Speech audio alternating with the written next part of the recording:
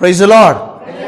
ಯೇಸು ಕ್ರಿಸ್ತನ ಪ್ರೀತಿಯುಳ್ಳ ಪರಿಶುದ್ಧವಾದ ನಾಮದಲ್ಲಿ ದೇವರ ವಾಕ್ಯಗಳನ್ನು ಆಲಿಸಲಿಕ್ಕೆ ಬಂದಿರುವಂಥ ಎಲ್ಲ ನನ್ನ ಪ್ರೀತಿಯ ಸಹೋದರ ಸಹೋದರಿಯರೇ, ದೇವಜನರೇ, ಯೇಸು ಕ್ರಿಸ್ತನ ಕೃಪೆಯು, ಸಮಾಧಾನ, ಆಶೀರ್ವಾದವು ನಿಮಗೂ ನಿಮ್ಮ ಕುಟುಂಬಗಳಿಗೂ ಇಂದು ಎಂದು ನಿರಂತರವಾಗಿರಲಿ. Hallelujah, hallelujah. ಕರ್ತನ ನಾಮಕ್ಕೆ ಸ್ತೋತ್ರವಾಗಲಿ. ಒಂದು ಸಣ್ಣ ಪ್ರಾರ್ಥನೆ ಮಾಡಿಕೊಂಡು ನಾವು ದೇವರ ವಾಕ್ಯಕ್ಕೆ ಹೋಗೋಣ.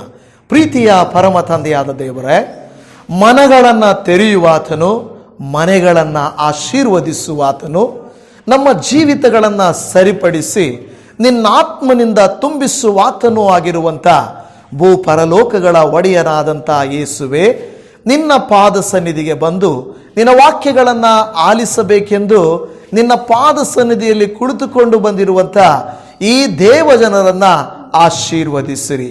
ಈ ದಿನ ನಿನ್ನ ಸ್ವರವು ನಮ್ಮ ಹೃದಯಗಳನ್ನು ಮುಟ್ಟಲಿ ಸ್ವಾಮಿ. ವಾಕ್ಯವನ್ನು ಕೇಳಿ ಅದರಂತೆ ನಡೆದುಕೊಳ್ಳುವುದಕ್ಕೆ ಬೇಕಾದಂಥ ನಿನ್ನಾತ್ಮನ ಶಕ್ತಿಯನ್ನು ತುಂಬಿಸಿಕೊಡಿರಿ. ಮಾತನಾಡುವವರು ನೀವು ಸ್ವಾಮಿ. ಏನು ಮಾತನಾಡಬೇಕೋ, ನಿನ್ನ ಮಕ್ಕಳೊಟ್ಟಿಗೆ ಏನನ್ನು ತಿಳಿಯಪಡಿಸಬೇಕೋ ತಿಳಿಯಪಡಿಸಿ ನೀವೇ ಮಹಿಮೆ ಹೊಂದಬೇಕೆಂದು ಯೇಸುವಿನ ನಾಮದಲ್ಲಿ ಪ್ರಾರ್ಥಿಸುತ್ತೇವೆ ತಂದೆಯೇ. ಹಾಲೆಲೂಯಾ. ಕರ್ತನ ನಾಮಕ್ಕೆ ಸ್ತೋತ್ರ ಉಂಟಾಗಲಿ. ಈಗ ಟ್ರಾಫಿಕ್, ತುಂಬ ಜನರು ಈ ಕಡೆ ಆ ಕಡೆ ಓಡಾಡ್ತಾ ಇರ್ತಾರೆ. ಒಬ್ಬ ಯಪ್ಪ ಬಂದು ನಿಂತ್ಕೊಂಡು, ನಿಂತ್ಕೊಳ್ಳಿ, ನೀವು ನಿಂತ್ಕೊಳ್ಳಿ ಅಂದರೆ ಮಧ್ಯದಲ್ಲಿ ಇರೋ ಜನರಲ್ಲಿ ಅಂದ್ಕೊಳ್ತಾರೆ, ಈ ಅಪ್ಪ ಯಾರು ಮಧ್ಯದಲ್ಲಿ ಬಂದ್ಬಿಟ್ಟಿದ್ದಾನೆ ಅಂದ್ಕೊಳ್ತಾರಲ್ವಾ. ಆ ಯಪ್ಪ ಅವಾಗ ಕೆಲವರು ಆತನ ಕೈ ಅಡ್ಡ ಇಟ್ಟರೆ ನಿಂತ್ಕೊಳ್ತಾರ. ಈಗ ನಾನೋಗಿ ನಿಂತ್ಕೊಳ್ರಿ ಅಂದ್ರೆ ನಿಂತ್ಕೊಳ್ತಾರ? ನಿಂತ್ಕೊಳ್ಳಲ್ಲ. ಯಾಕೆ? ಇವ್ರು ಯಾರೋ ಬಂದ್ಬಿಟ್ಟಾನೆ, ನಾನು ಹೋಗ್ಬೇಕು ಬಿಡಯ್ಯ ಅಂತಾರೆ. ಅದೇ ನಾನೇನಾದರೂ ಒಂದು ಟ್ರಾಫಿಕ್ ಪೊಲೀಸ್ ಡ್ರೆಸ್ ಹಾಕ್ಕೊಂಡು, ಒಂದು ಕ್ಯಾಪ್ ಇಟ್ಕೊಂಡು, ಒಂದು ವಿಸಿಲ್ ಹಿಡ್ಕೊಂಡು ಅಲ್ಲಿ ನಿಂತ್ಕೊಂಡ್ರೆ ಅವಾಗ ಏನು ಮಾಡ್ತಾರೆ ಎಲ್ಲರೂ? ಯಾಕೆ? ಮೊದಲು ನಾನು ಕೈ ತೋರಿಸಿದ್ನಲ್ಲ, ನಿಂತ್ಕೊಂಡಿಲ್ಲ, ಇವಾಗ ಯಾಕೆ ನಿಂತ್ಕೊಳ್ತಾ ಇದ್ದಾರೆ? ಯೂನಿಫಾರ್ಮ್ ಅಂದ್ರೆ ಏನು? ಅದೊಂದು ಅಧಿಕಾರ, ಅದೊಂದು ಬಲ, ಅದೊಂದು ಸರ್ಕಾರದ ನಿಯಮ. ಪೊಲೀಸ್ ಆಫೀಸರಪ್ಪ, ಪೊಲೀಸ್ ಇದಾರಪ್ಪ, ಟ್ರಾಫಿಕ್ ಪೊಲೀಸು, ಅಲ್ಲೋದ್ರೆ ಫೋಟೋ ತಗೊಳ್ತಾನೆ, ಇಲ್ಲ ನನಗೆ ನಿಲ್ಲಿಸ್ಬಿಡ್ತಾನೆ, ಹಿಡ್ಕೊಂಡ್ಬಿಡ್ತಾನೆ ಅಂತ ಹೇಳ್ಬಿಟ್ಟು ಒಂದು ಭಯ ಬರ್ತದೆ. ಹೌದಲ್ವಾ? ನೋಡಿ, ನಾವು ಸಾಧಾರಣ ಜನರಾಗಿದ್ದರೂ ಕೂಡ ನಮ್ಮಲ್ಲಿ ಒಂದು ಅಭಿಷೇಕ ಇತ್ತು ಅಂದರೆ, ಒಂದು ಅಧಿಕಾರ ಇತ್ತು ಅಂತ ಹೇಳಿದರೆ, ನಾವು ಹೇಳುವ ಮಾತುಗಳು ನಡೆಯುತ್ತವೆ. ನಾವು ಅಧಿಕಾರಯುತವಾಗಿ ಏನಾದರೂ ಒಂದು ಅಂದರೆ ಅದು ನಡೆಯುತ್ತದೆ. ಸಾಧಾರಣ ಜನರಾದಂಥ ನಾವು ಏನಾದರೂ ಹೇಳಿದರೆ ನಡೆಯುವುದಿಲ್ಲ. ಆದರೆ ನಮ್ಮಲ್ಲಿ ಒಂದು ಅಧಿಕಾರ ಇತ್ತು ಅಂತ ಹೇಳಿದರೆ, ನಾವೊಂದು ಪ್ರಾರ್ಥನೆ ಅಧಿಕಾರವಾಗಿ ಮಾಡಿದರೆ, ಒಂದು ಮಾತನ್ನು ಅಧಿಕಾರವಾಗಿ ಮಾತನಾಡಿದರೆ ಅದರಲ್ಲಿ ಒಂದು ಬಲ ಇರುತ್ತದೆ. ಆಮೇನ್. ಹೌದಾ ಇಲ್ವಾ? ಬಲ ಇರುತ್ತದೆ ಇಲ್ವಾ? ಅದರಲ್ಲಿ ಒಂದು ಬಲ ಇರುತ್ತದೆ. ಇವತ್ತು ದೇವರು ನಮಗೆ ಹೇಳುತ್ತಾ ಇದ್ದಾನೆ, ನಾನು ನಿಮಗೆ ಅಧಿಕಾರ ಕೊಡುತ್ತೇನೆ. ಹಲ್ಲೆಲೂಯಾ. ಏನು ಅಧಿಕಾರ ಕೊಡ್ತಾನೆ ದೇವರು? ನಮಗೇನು ಕೊಡ್ತಾನಂತೆ? ಅಧಿಕಾರ ಕೊಡ್ತಾನೆ. ನೋಡು, ಮೊದಲು ಕಾಲದಲ್ಲಿ ಅರಸನಿದ್ದ. ಅರಸನಿಗೆ ಒಂದು ಬಟ್ಟೆಯನ್ನು ಹಾಕಿಬಿಟ್ಟು ಅವನಿಗೆ ಒಂದು ಕಿರೀಟವನ್ನು ಇಟ್ಟು ಅವನನ್ನು ರಾಜನೆಂಬುದಾಗಿ ರಥದಲ್ಲಿ ಹೋಗುವಾಗ ಎಲ್ಲರೂ ಅವನ ಮುಂದೆ ಕೈಕಟ್ಟಿ ನಿಂತುಕೊಳ್ಳಬೇಕಾಗಿತ್ತು.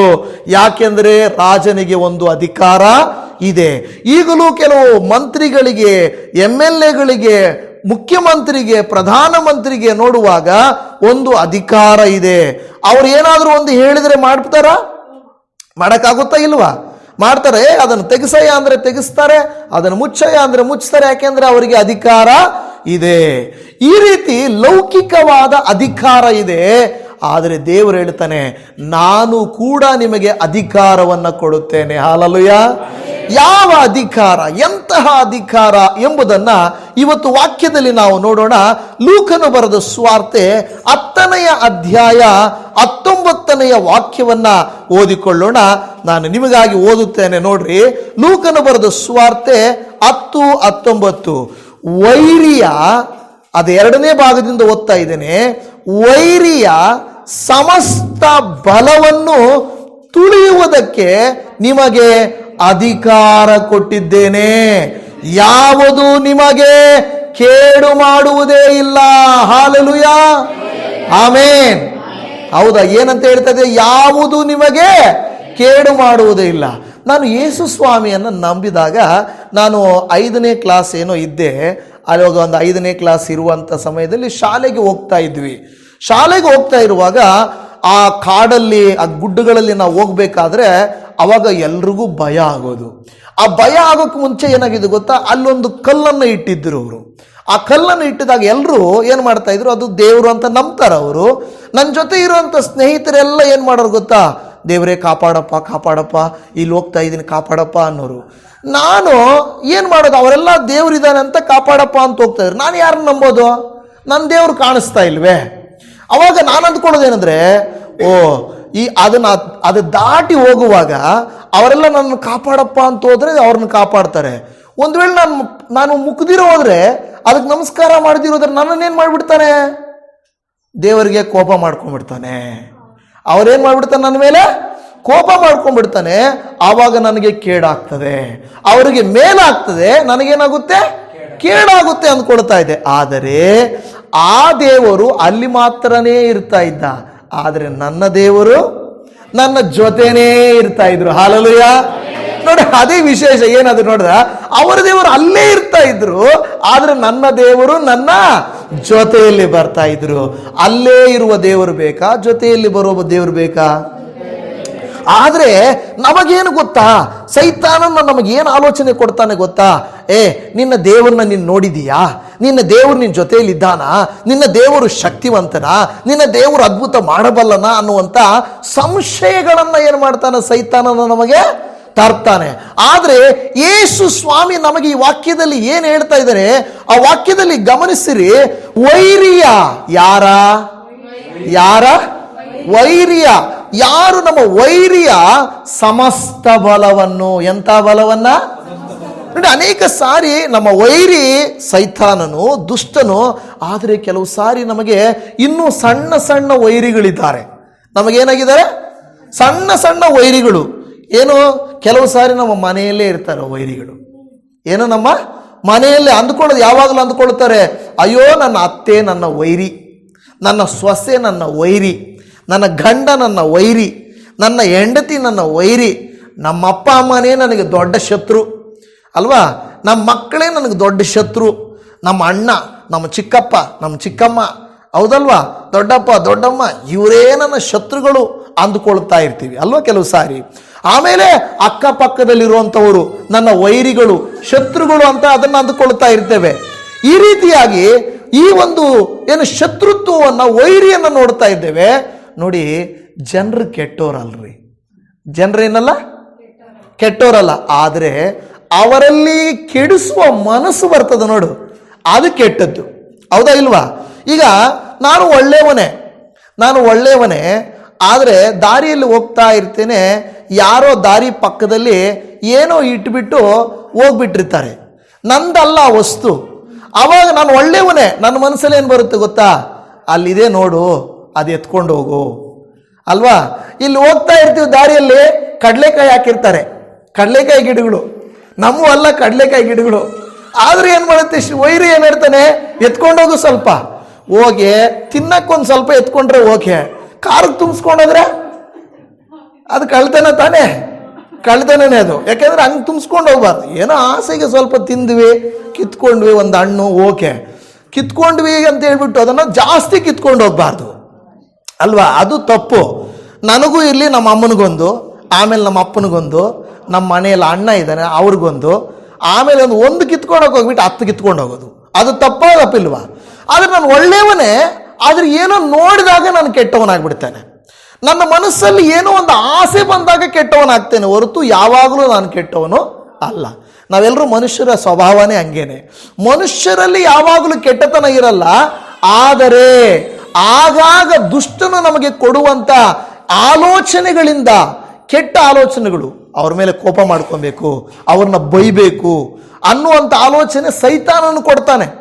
ಈ ನೋಡಿ, ಅದಕ್ಕೆ ದೇವರಿಂದ ಬರೋ ಗುಣಗಳಲ್ಲ ಈ ಕೋಪ, ಅಸೂಯೆ ಅಲ್ವಾ, ಹೊಟ್ಟೆ ಕಿಚ್ಚು, ಈ ಎಲ್ಲ ಕಾರ್ಯಗಳು ದೇವರಿಂದ ಬರುತ್ತವ? ಇಲ್ಲ. ದೇವರು ನಮಗೆ ಒಳ್ಳೆಯದನ್ನ ಮಾಡ್ತಾನೆ, ಸೈತಾನನೇ ಈ ಆಲೋಚನೆಗಳನ್ನು ಕೊಡೋದು. ಯಾವಾಗ ಈ ಕೆಟ್ಟ ದುರಾಶೆಗಳು, ದುಷ್ಟ ಆಲೋಚನೆಗಳು ಬರ್ತಾವೋ, ನಾವೇನು ಮಾಡ್ತೀವಿ, ಕುಟುಂಬದಲ್ಲಿ ಜಗಳ ಮಾಡ್ತೀವಿ, ಮನೆಯಲ್ಲಿ ಅಸಮಾಧಾನ ಆಗ್ತೀವಿ, ಸ್ವಾರ್ಥ ಆಗುತ್ತದೆ, ಬೇಕು ಅನ್ನಿಸ್ತದೆ. ಇದೆಲ್ಲದರಿಂದ ನಮಗೇನಾಗುತ್ತೆ ಅಂದರೆ ತೊಂದರೆ ಆಗುತ್ತದೆ. ಈಗ ದೇವರು ಒಂದೇ ಮಾತಲ್ಲಿ ಹೇಳ್ತಾ ಇದ್ದಾರೆ, ವೈರಿಯ ಸಮಸ್ತ ಬಲವನ್ನ ತುಳಿಯುವುದಕ್ಕೆ ನಿಮಗೆ ಅಧಿಕಾರ ಕೊಟ್ಟಿದ್ದೇನೆ. ಆಮೇನ್. ದೇವರು ನಿಮಗೆ ಅಧಿಕಾರ ಕೊಟ್ಟಿದ್ದಾನ. ನಿಮ್ಮ ಮನೆಯಲ್ಲಿ ನಿಮ್ಮ ಹತ್ರ ಹಣ ಇಲ್ಲ ಅಂದರೆ, ನಾವೇನು ಲಕ್ಷ ದುಡ್ಡುಗಲ್ಲ, ಹಣ ಇಲ್ಲ, ಕೊರತೆ ಇದೆ ಅಂದರೆ, ದೇವರೇ ಯೇಸುವಿನ ನಾಮದಲ್ಲಿ ನೀವು ನನಗೆ ಕೊಟ್ಟ ಅಧಿಕಾರದ ಮೇರೆಗೆ ನನಗೆ ಇವತ್ತು ಸ್ವಲ್ಪ ಹಣ ಬೇಕು. ದೇವರೇ, ನನ್ನನ್ನು ಹಿಡಿದಿರುವಂಥ ಈ ದುಷ್ಟನ ಆಲೋಚನೆ, ಕೆಲವು ಸಾರಿ ದುರಾತ್ಮನ ಕಾರ್ಯ, ಕೆಲವು ಸಾರಿ ಅನಾರೋಗ್ಯ, ಕೆಲವು ಸಾರಿ ಅಸಮಾಧಾನ, ಕೆಲವು ಸಾರಿ ಜಗಳ, ಕೆಲವು ಸಾರಿ ಕೋಪ, ಇದು ನಮ್ಮಲ್ಲಿ ಬಂದಾಗ ನಾವು ಮಾಡಬೇಕಾಗಿರುವಂಥ ಕಾರ್ಯ ಏನು ಗೊತ್ತಾ? ಯೇಸುವೇ, ನೀವು ನನಗೆ ಕೊಟ್ಟ ಅಧಿಕಾರದ ಮೇರೆಗೆ ಈಗ ನಾನು ಈ ವಿಷಯಕ್ಕಾಗಿ ಪ್ರಾರ್ಥಿಸ್ತಾ ಇದ್ದೇನೆ. ನಾನು ಅಧಿಕಾರಯುತವಾಗಿ ಪ್ರಾರ್ಥಿಸುವಾಗ ನನಗೆ ಜಯ ಬೇಕು. ಹಾಲೆಲೂಯಾ. ನಮಗೇನು ಮಾಡಬೇಕು? ಅದು ಬಂದಾಗ ನಮಗೆ ಗೊತ್ತಾಗ್ತದೆ ಅಲ್ವಾ? ಕೋಪ ಬರ್ತಾ ಇದೆ ಅಂತ ಗೊತ್ತಾಗ್ತದೆ. ಕೆಲವ್ರಿಗೆ ಅದೇನು ಹೇಳ್ತಾರಲ್ಲ, ಮೂಗು ಮೇಲೆ ಮೊಡವೆ ಇದೆ ಅಂದರೂ ಕೋಪ ಬರ್ತಿಬಿಡ್ತದೆ ಅಲ್ವಾ? ಏನೋ ನೋಡು ಅಂದರೆ ಸಾಕು, ಸುಮ್ಮನೆ ಹಿಂಗೆ ನೋಡಿದ್ರೆ ಸಾಕು, ಅಯ್ಯ ಯಾಕೆ ಹಂಗೆ ನೋಡ್ತಾ ಇದೀಯಾ ಅಂತಾರೆ. ನಕ್ಕರೆ ಸಾಕು, ಏನು ನೋಡಿ ನಗೋದು ನನ್ನ ಅಂತಾರೆ ಅಲ್ವಾ? ನೋಡಿದ್ರೂ ಕೆಲಸ ತಪ್ಪು, ನಗಿದ್ರೂ ತಪ್ಪು, ಏನು ಮಾಡಿದ್ರೂ ತಪ್ಪು. ಕೆಲವರಿಗೆ ಹಂಗಿರಬಾರ್ದು, ಏನೋ ಉದ್ದೇಶಕ್ಕೆ ನೋಡ್ತಾರಪ್ಪ ಅಲ್ವಾ? ಅದಕ್ಕೋಸ್ಕರ ನಾವು ಕೋಪ ಹಂಗೆ ಸೈತಾನ್ ಒಳಗಡೆ ಹಂಗೆ ಗಾಡಿ ಕೂಡ ಅಷ್ಟು ಸ್ಪೀಡಲ್ಲ ಎತ್ತಲ್ಲ, 120 140 ಅಂದ್ಬಿಡ್ತದೆ ಹಂಗೆ ಕೋಪ. ಏನೋ ಏನೋ ಏನೋ ಅನ್ನೋದು ಅದೆಲ್ಲ ಮಾಡಬಾರ್ದು. ತಾಳ್ಮೆ ಇರಬೇಕು. ನಾವು ದೇವರ ಮಕ್ಕಳು. ಏನೇ ಇರಬೇಕು? ದೇವರ ಮಕ್ಕಳಲ್ಲಿರೋ ಗುಣಗಳೇನು? ಪ್ರೀತಿ, ಸಂತೋಷ, ಸಮಾಧಾನ, ದೀರ್ಘಶಾಂತಿ, ದಯೆ, ಉಪಕಾರ, ನಂಬಿಕೆ, ಸಾಧುತ್ವ, ಶಮೆದಮೆ, ಇಂಥವುಗಳೇ ಗಲಾತ್ಯ 5:22 ಹೇಳುತ್ತದೆ. ಪವಿತ್ರಾತ್ಮನಿಂದ ಉಂಟಾಗುವಂತ ಫಲಗಳೇನೆಂದರೆ, ಇದಕ್ಕೆ ಬದಲಾಗಿ ನಮ್ಮಲ್ಲಿರೋದೇನೆಂದ್ರೆ ಕೋಪ, ಜಗಳ, ಅಸೂಯೆ, ಮನಸ್ತಾಪ, ನೀನು ನಾನು, ಹೆಮ್ಮೆ, ಇದು ಅದು. ಎಮ್ಮೆ ಅಂದರೆ ಆ ಎಮ್ಮೆ ಅಲ್ಲ, ಹೆಮ್ಮೆ. ಎಮ್ಮೆ ಅಂದರೆ ಆಮೇಲೆ ಎಮ್ಮೆ, ಹಸು, ಅದು ಇದು ಅಂದ್ಕೊಂಡ್ಬಿಟ್ಟಿರ, ಆಗಲ್ಲ. ಸೊ ಆ ರೀತಿಯಾಗಿ ಏನಾಗುತ್ತಂದ್ರೆ ನಮ್ಮಲ್ಲಿ ದುಷ್ಟನು ಉದ್ಭವ ಮಾಡ್ತಾನೆ. ಇವತ್ತು ದೇವರು ಹೇಳ್ತಾನೆ, ನಿಮ್ಮಲ್ಲಿ ಬಲಹೀನತೆ ಇರ್ಬೋದು. ನಿಮ್ಮಲ್ಲಿ ಯಾವುದಾದ್ರೂ ಬಲಹೀನತೆ ಇದೆಯಾ? ಇದರಲ್ಲಿ ವಿಗ್ರಹಾರಾಧನೆ, ಅಪನಂಬಿಕೆ, ಹೊಟ್ಟೆ ಕಿಚ್ಚು, ಕೋಪ, ಜಗಳ, ಅಸೂಯೆ, ಕಳ್ಳತನದ ಆತ್ಮ, ದುರುದ್ದೇಶದ ಆತ್ಮ, ಚಾಡಿ ಹೇಳುವಂತ ಆತ್ಮ, ಇದ್ಯಾವುದಾದ್ರೂ ಇದೆಯಾ? ಇದ್ದರೆ ದೇವರು ಇವತ್ತು ಹೇಳ್ತಾ ಇದ್ದಾನೆ, ಅಧಿಕಾರದಿಂದ ನೀವೇನು ಮಾಡ್ಬೇಕಂತೆ? ಪ್ರಾರ್ಥನೆ ಮಾಡಬೇಕು. ಯಾವ ರೀತಿ ಪ್ರಾರ್ಥನೆ ಮಾಡಬೇಕು? ಅಧಿಕಾರದಿಂದ. ಅಪನಂಬಿಕೆಯಿಂದ ಮಾಡಬಾರದು, ಬಲಹೀನತೆಯಿಂದ ಮಾಡಬಾರದು, ನಂಬಿ ಬಲವಾಗಿ ಪ್ರಾರ್ಥಿಸಬೇಕು. ಯಾಕೆಂದ್ರೆ ಮತ್ತಾಯನ ಬರೆದ ಸುವಾರ್ತೆಯಲ್ಲಿ 28ನೇ ಅಧ್ಯಾಯದಲ್ಲಿ 18ನೇ ವಾಕ್ಯದಲ್ಲಿ ಅಲ್ಲಿ ನಾವು ನೋಡುತ್ತೇವೆ, ಯೇಸು ಹತ್ತಿರಕ್ಕೆ ಬಂದು ಪರಲೋಕದಲ್ಲಿಯೋ ಭೂಲೋಕದಲ್ಲಿಯೂ ಎಲ್ಲ ಅಧಿಕಾರವು ನನಗೆ ಕೊಡಲ್ಪಟ್ಟಿದೆ. ಹಾಲೆಲೂಯಾ. ಎಲ್ಲೆಲ್ಲಿ ದೇವರಿಗೆ ಯೇಸು ಸ್ವಾಮಿಗೆ ಅಧಿಕಾರ ಕೊಡಲ್ಪಟ್ಟಿದೆ? ಪರಲೋಕದಲ್ಲಿಯೂ ಭೂಲೋಕದಲ್ಲಿಯೂ ಎಲ್ಲ. ಸ್ವಲ್ಪ ಅಧಿಕಾರ ಅಲ್ಲ. ಏನಲ್ಲ? ಸ್ವಲ್ಪ ಅಧಿಕಾರ ಅಲ್ಲ. ನೋಡಿ, ಕೆಲವರಿಗೆ ಬೆಂಕಿ ಮೇಲೆ ಅಧಿಕಾರ ಇರುತ್ತೆ, ಕೆಲವರಿಗೆ ನೀರು ಮೇಲೆ ಅಧಿಕಾರ ಇರುತ್ತೆ, ಕೆಲವರು ಗಾಳಿ ಮೇಲೆ ಅಧಿಕಾರ ಇರುತ್ತೆ. ನಾನು ಹೇಳಿದ ಅರ್ಥ ಆಗ್ತಾ ಇದೆಯಾ? ಕೆಲವರು ಅದಕ್ಕೆ ಏನು ಮಾಡ್ಬಿಡ್ತಾರೆ, ಗಾಳಿ ದೇವರು ಅಲ್ವಾ, ಬೆಂಕಿ ದೇವರು, ನೀರು ದೇವರು, ಮಣ್ಣು ದೇವರು, ಕಲ್ಲು ದೇವರು, ಗಿಡ ದೇವರು, ಪಕ್ಷಿ ದೇವರು. ಆ ಪಕ್ಷಿಗಳಲ್ಲಿ ವೆರೈಟಿ ದೇವರುಗಳು, ಪ್ರಾಣಿಗಳಲ್ಲಿ ವೆರೈಟಿ ದೇವರುಗಳು ಅಲ್ವಾ. ನಾನು ಅಂದ್ರೆ ಅವ್ರ ನಂಬಿಕೆ, ನಾವು ಅದನ್ನು ವಿಧ ಮಾಡ್ತಾ ಇಲ್ಲ. ಬಟ್ ಅವ್ರೇನಂದ್ರೆ ಅದೊಂದು ಇರ್ತದೆ. ನೋಡಿದ್ರ, ಕೆಲವರು ಈಗ ದೇವರುಗಳು ಅಂತ ಹೇಳುವಂಥವರು, ನಾನು ಹೇಳಿದ್ನಲ್ಲ ಟ್ರಾಫಿಕ್ ಪೊಲೀಸು, ಕೆಲವರು ಹಂಗೆ ಸಾಧಾರಣವಾಗಿದ್ದರೆ ಪವರ್ ಕಡಿಮೆ. ಈಗ ಅದೇ ಅವ್ರ ಕೈಯಲ್ಲಿ ಏನಾದರೂ ಒಂದು ಆಯುಧ ಇತ್ತು ಅಂತ ತಿಳ್ಕೊಳ್ಳಿ, ಪವರ್ ಜಾಸ್ತಿ ಅಲ್ವಾ. ಕೆಲವ್ರ ಕೈಯಲ್ಲಿ ಗದೆ ಇರ್ತಾ ಇತ್ತು, ಕೆಲವ್ರ ಕೈಯಲ್ಲಿ ಶೂಲ ಇರ್ತಾ ಇತ್ತು, ಕೆಲವ್ರ ಕೈಯಲ್ಲಿ ಇದೆಲ್ಲ ಇರ್ತದೆ. ಅದೇನಂದ್ರೆ ಅವರು ಬಲಕ್ಕೆ ಪ್ರತೀಕ. ಅದಕ್ಕೆ ಹೇಳ್ತಾರೆ ಯೇಸು ಸ್ವಾಮಿ ಕೈಯಲ್ಲಿ ಏನೂ ಇಲ್ಲ. ಯಾವಾಗ ಯೇಸು ಸ್ವಾಮಿ ಕೈಯಲ್ಲಿ ಏನೂ ಇಲ್ವೋ ಅವರಿಗೆ ಅಧಿಕಾರ ಇಲ್ಲ. ಆದರೆ ಗಮನಿಸ್ರಿ, ನಮ್ಮ ದೇವರಿಗೆ ನೀರಿನ ಮೇಲೂ, ಬೆಂಕಿಯ ಮೇಲೂ, ಗಾಳಿಯ ಮೇಲೂ, ಭೂಮಿಯ ಮೇಲೂ, ಗ್ರಹಗಳ ಮೇಲೂ, ಸಕಲ ಎಲ್ಲ ಇಲ್ಲಿ ಹೇಳ್ತದೆ ಪರಲೋಕ ಭೂಲೋಕಗಳ ಮೇಲೆ ಅಧಿಕಾರ ಕೊಡಲ್ಪಟ್ಟಿದೆ. ಹಲ್ಲೆಲೂಯಾ. ಒಂದು ಸ್ಥಳದ ಮೇಲಲ್ಲ, ಒಂದು ಆಯುಧ ಮೇಲೆ ಅಲ್ಲ, ಒಂದು ಸ್ಥಿತಿರ ಮೇಲಲ್ಲ. ಆತನ ಮುಂದೆ ಸ್ವರ್ಗ, ಮರ್ತ್ಯ, ಪಾತಾಳಗಳು ಕೂಡ ಏನಾಗ್ತವೆ? ಅಡ್ಡ ಬೀಳುತ್ತವೆ. ಹಲ್ಲೆಲೂಯಾ. ಯಾವ್ಯಾವುದು? ಸ್ವರ್ಗ, ಮರ್ತ್ಯ, ಪಾತಾಳ. ಸ್ವರ್ಗ ಎಲ್ಲಿದೆ? ಡೌಟ್ ಆಗಿದೆ ನಿಮಗೆ? ನಮ್ಮ ಮಗಳು ಕೇಳ್ತಾ ಇದ್ರು, ಸರಿ ಡ್ಯಾಡಿ, ಇವಾಗ ನೀನು ಸ್ವರ್ಗ ಇವಾಗ ತೋರಿಸಿ ಇಲ್ಲಿ ಮ್ಯಾಲಿಕ್ ಅಂತೀಯ, ರಾತ್ರಿ ನಾವು ಕೆಳಕೋಗಿರ್ತೀವಲ್ಲ ಭೂಮಿ ಕೆಳಕ್ಕೆ, ಕತ್ಲಾದಾಗ ನೈಟ್ ಆದಾಗ ಕತ್ಲಾಗ ಹೋಗ್ತದಲ್ಲ, ಈಗ ಭೂಮಿ ತಿರುಗ್ತದ ಅಂತ ಹೇಳ್ತೀವಲ್ವಾ, ಅವಾಗ ನಾವು ಕೆಳಕ್ಕೆ ಹೋಗ್ಬಿಡ್ತೀವಲ್ಲ, ಅವಾಗ ಹೆಂಗೆ ಮೇಲಕ್ಕೆ ತೋರಿಸ್ತೀಯ ಅಂತಾರೆ. ನೀನು ಎಲ್ಲಿಗೋದ್ರೂ ಮೇಲಕ್ಕೆ ತೋರಿಸೋದು ಗೊತ್ತಲ್ಲ, ಎಲ್ಲಿಗೋದ್ರೂ ಮೇಲಕ್ಕೆ ತೋರಿಸೋದು. ಸ್ವರ್ಗ ಎಲ್ಲಿದೆ? ಮೇಲೆ ಇದೆ. ಸೊ ಮೇಲೆ ದೇವ್ರಿಗೆ 3 ಆಕಾಶಗಳಿದೆಯಂತೆ ಅಲ್ವಾ? ಏನು? 3 ಆಕಾಶಗಳು. 3ನೇ ಆಕಾಶವನ್ನು ಸ್ವರ್ಗ ಅಂತ ಹೇಳ್ತಾರೆ. ಓಕೆ, ನಮ್ಮ ಭಾಷೆಯಲ್ಲಿ ಪರಲೋಕ ಅಂತೀವಿ, ನಾರ್ಮಲ್ ಭಾಷೆಯಲ್ಲಿ ಸ್ವರ್ಗ ಅಂತ ಹೇಳ್ತೀವಿ. ಈಗ ಒಂದು ಆಕಾಶ ಇದೆ, 2ನೇ ಆಕಾಶ ಇದೆ, 3ನೇ ಆಕಾಶ ಇದೆ. ಪೌಲನ್ ಹೇಳ್ತಾನೆ, ನಾನು 2ನೇ ಆಕಾಶದವರೆಗೂ ಹೋಗಿ ಬಂದಿದ್ದೀನಿ ಅಂತ ಹೇಳ್ತಾನೆ ಅಲ್ವಾ? ನೋಡಿ, ಈಗ ಇಲ್ಲಿ ಆ ಕತೆ ಬೇರೆ. ಈಗ ದೇವರಿಗೆ ಸ್ವರ್ಗದ ಮೇಲೂ ಅಧಿಕಾರ ಇದೆ, ಮರ್ತ್ಯ ಅಂದ್ರೆ ಭೂಮಿ ಇದರ ಮೇಲೂ ಅಧಿಕಾರ, ಪಾತಾಳ ಅಂದ್ರೆ ಕೆಳಗಡೆ ಅಂತ ಹೇಳ್ತೀವಿ. ಸೊ ಅದರ ಮೇಲೇನು ದೇವರಿಗೆ ಎಲ್ಲ ಅಧಿಕಾರವೂ ಇದೆ. ಹಲ್ಲೆಲೂಯಾ. ಕೆಲವು ಸಾರಿ ಏನಂದ್ರೆ, ಕೆಲವರು ಬಾವಿಯಲ್ಲಿನ ಕಪ್ಪೆ ತರ ಇಷ್ಟೇ ಪವರ್, ಇದೇ ಪವರ್, ಹಿಂಗಿದ್ರೇನೆ ಪವರ್ ಅಂತ ಹೇಳ್ತಾರೆ. ನೋಡಿ, ದೇವ್ರ ಮಕ್ಕಳು ಅದಲ್ಲ. ನಮ್ಮ ದೇವರು ಅದೇನೋ ಈಗ ಒಳ್ಳೆ ಎ ಬಂದಿದೆಯಲ್ವಾ, ಆರ್ಟಿಫಿಷಿಯಲ್ ಇಂಟೆಲಿಜೆನ್ಸು, ಅದರಲ್ಲಿ ಬಲ ತೋರಿಸಿದೆ ಅಂದರೆ ಎಲ್ಲ. ಈಗ ನನ್ನನ್ನು ಫೋಟೋ ಹಾಕ್ಬಿಟ್ರೆ ನನ್ನನ್ನು 6 ಪ್ಯಾಕ್ಸ್ ಮಾಡಿಬಿಡ್ತದೆ. ಇಲ್ಲಿ 6 ಪ್ಯಾಕ್ ಇಲ್ಲ, ಫ್ಯಾಮಿಲಿ ಪ್ಯಾಕೇ ಇರೋದಿಲ್ಲಿ. ಆದರೂ ಏನು ತೋರಿಸ್ತದೆ ಅಂದರೆ 6 ಪ್ಯಾಕ್ ತೋರಿಸ್ತದೆ. ನನ್ನ ಥರನೇ ಇರುತ್ತೆ, ನನ್ನ ಫೋಟೋ ಥರನೇ ಇರ್ತದೆ. ಇವಾಗ ಒರಿಜಿನಲ್ ಯಾವುದು, ಡೂಪ್ಲಿಕೇಟ್ ಯಾವುದು ಗೊತ್ತಾಗಲ್ಲ ಈಗ ಬರೋ ದಿನಗಳಲ್ಲಿ, ಹೌದಲ್ವಾ? ಇದು ಒರಿಜಿನಲ್. ಈಗ ಮೊನ್ನೆ ಯಾರೋ ಒಂದು ಹೀರೋ ಕಂಪ್ಲೇಂಟ್ ಕೊಟ್ಟಿದ್ದಾರಂತೆ. ಯಾಕೆಂದ್ರೆ, ಸಾರ್ ನಾನು ಹೋಗಿ ಅಲ್ಲಿ ನಟನೆನೇ ಮಾಡಿಲ್ಲ, ನನ್ನ ಥರನೇ ಮಾಡ್ಕೊಂಡ್ಬಿಟ್ಟವ್ರು ಎಲ್ಲಾನು, ನಾನು ಅಲ್ವೇ ಅಲ್ಲ ಅದಂತಾರೆ. ಸಾರ್ ನೀವೇ ಸರ್ ಅಂದ್ರೆ, ಇಲ್ಲ ನಾನಲ್ಲ ಅಂತೇಳಿ. ಈಗ ನೋಡಿ, ಯೇಸು ಸ್ವಾಮಿಗೆ ಏನು ಕೊಡಲ್ಪಟ್ಟಿದೆ? ಪರಲೋಕದಲ್ಲಿಯೂ, ಭೂಲೋಕದಲ್ಲಿಯೂ, ಪಾತಾಳದಲ್ಲಿಯೂ ಅಧಿಕಾರ ಕೊಡಲ್ಪಟ್ಟಿದೆ. ಹಲ್ಲೆಲೂಯಾ. ಅದಕ್ಕೆ ದೇವರು ಹೇಳ್ತಾರೆ, ಆ ಅಧಿಕಾರವನ್ನ ನಾನು ನಿಮಗೆ ಕೊಡುತ್ತೇನೆ. ಹಲ್ಲೆಲೂಯಾ. ಅಧಿಕಾರವನ್ನು ಏನ್ ಮಾಡ್ತಾನೆ ದೇವರು? ಏನ್ ಹೇಳ್ತದೆ? ನಾನು ನಿಮಗೆ ಕೊಡುತ್ತೇನೆ. ಬೇಕಾ ಅಧಿಕಾರ? ನಿಮಗೇನಾದರೂ ಕೇಳಿದ ತಕ್ಷಣ ಪವರ್ ಬಂತು ಅಂತ ತಿಳ್ಕೊಳ್ಳಿ. ಆಲೋಚನೆ ಹೆಂಗಿರುತ್ತಲ್ಲ ನಿಮಗೆ? ಪವರ್ ಏನು? ಪವರ್ ಅಂದರೆ, ಈಗ ಉದಾಹರಣೆಗೆ, ದೇವ್ರೆ ನಾನು ಇಲ್ಲಿದ್ದೀನಿ, ಈಗ ಬೆಂಗಳೂರಿಗೆ ನಾನು ಹೋಗ್ಬೇಕು ಅಂದ ತಕ್ಷಣ ಆಗೋಯ್ತು ಅಂತ ತಿಳ್ಕೊಳ್ಳಿ. ಓಕೆನಾ? ಈಗ ಊಟ ಒಳ್ಳೆ ಅಡುಗೆ ಬೇಕು, ಇವಾಗ ಆಗೋಯ್ತು ಅಂತ ತಿಳ್ಕೊಳ್ಳಿ. ಆ ಪವರ್ ಇತ್ತಂದ್ರೆ ನೀವೇನು ಮಾಡ್ತೀರ? ನಾನು ಉಪಯೋಗಿಸಲ್ವಾ? ಉಪಯೋಗಿಸ್ತೀವಿ. ನೋಡಿ, ಹಾಗಾದ್ರೆ ನಮ್ಮಲ್ಲಿ ಏನಾದರೂ ಪವರ್ ಇದೆಯಾ? ದೇವ್ರು ಕೊಟ್ಟಿದ್ದಾರಾ? ಕೊಟ್ಟಿಲ್ವಾ? ಕೊಟ್ಟಿದ್ದಾರೆ. ಆದರೆ ನೀವು ಏನಕ್ಕೇನಕ್ಕೋ ಉಪಯೋಗಿಸ್ತೀರಾ ಅಂತ ಹೇಳಿ ಅದು ನಿಮ್ಗೆ ಗೊತ್ತಾಗ್ತಾ ಇಲ್ಲ ಅಲ್ವಾ? ಆದರೆ ಪವರ್ ನೋಡಿ, ಅಧಿಕಾರ ದೇವ್ರ ವಾಕ್ಯ ಹೇಳ್ತಾ ಇರೋದು. ನಿಮಗೆ ಒಂದು ಉದಾಹರಣೆ ಹೇಳ್ತಾನೆ. ಒಬ್ಬ ಅಂದರೆ ಈ ಪೇತ್ರ ಯೋಹಾನರು ದೇವಾಲಯಕ್ಕೆ ಹೋಗ್ತಾ ಇದ್ರು ಅಲ್ವಾ? ನಿಮಗೆ ಗೊತ್ತಿದೆ, ವಾಕ್ಯ ಇದೆ, ನಾನು ಓದ್ತೇನೆ, ಆದರೆ ಈಗಲೇ ಹೇಳ್ಬಿಡ್ತೇನೆ. ದೇವಾಲಯಕ್ಕೆ ಹೋಗ್ತಾ ಇದ್ದಾರೆ. ಆ ದೇವಾಲಯಕ್ಕೆ ಹೋಗುವಾಗ ಅಲ್ಲಿ ಒಬ್ಬನು ಹುಟ್ಟು ಕುಂಟ ಇದ್ದ. ಯಾರಿದ್ರು? ಹುಟ್ಟು ಕುಂಟ ಇದ್ದ. ಆ ಹುಟ್ಟು ಕುಂಟ ಏನು ಮಾಡ್ದ? ಇವನ ಹತ್ರ ಕೇಳ್ದ. ಏನಂತ ಕೇಳ್ದ? ಅಯ್ಯ, ಏನಾದರೂ ಭಿಕ್ಷೆ ಇದ್ರೆ ಕೊಡ್ರಿ ಅಂದರು.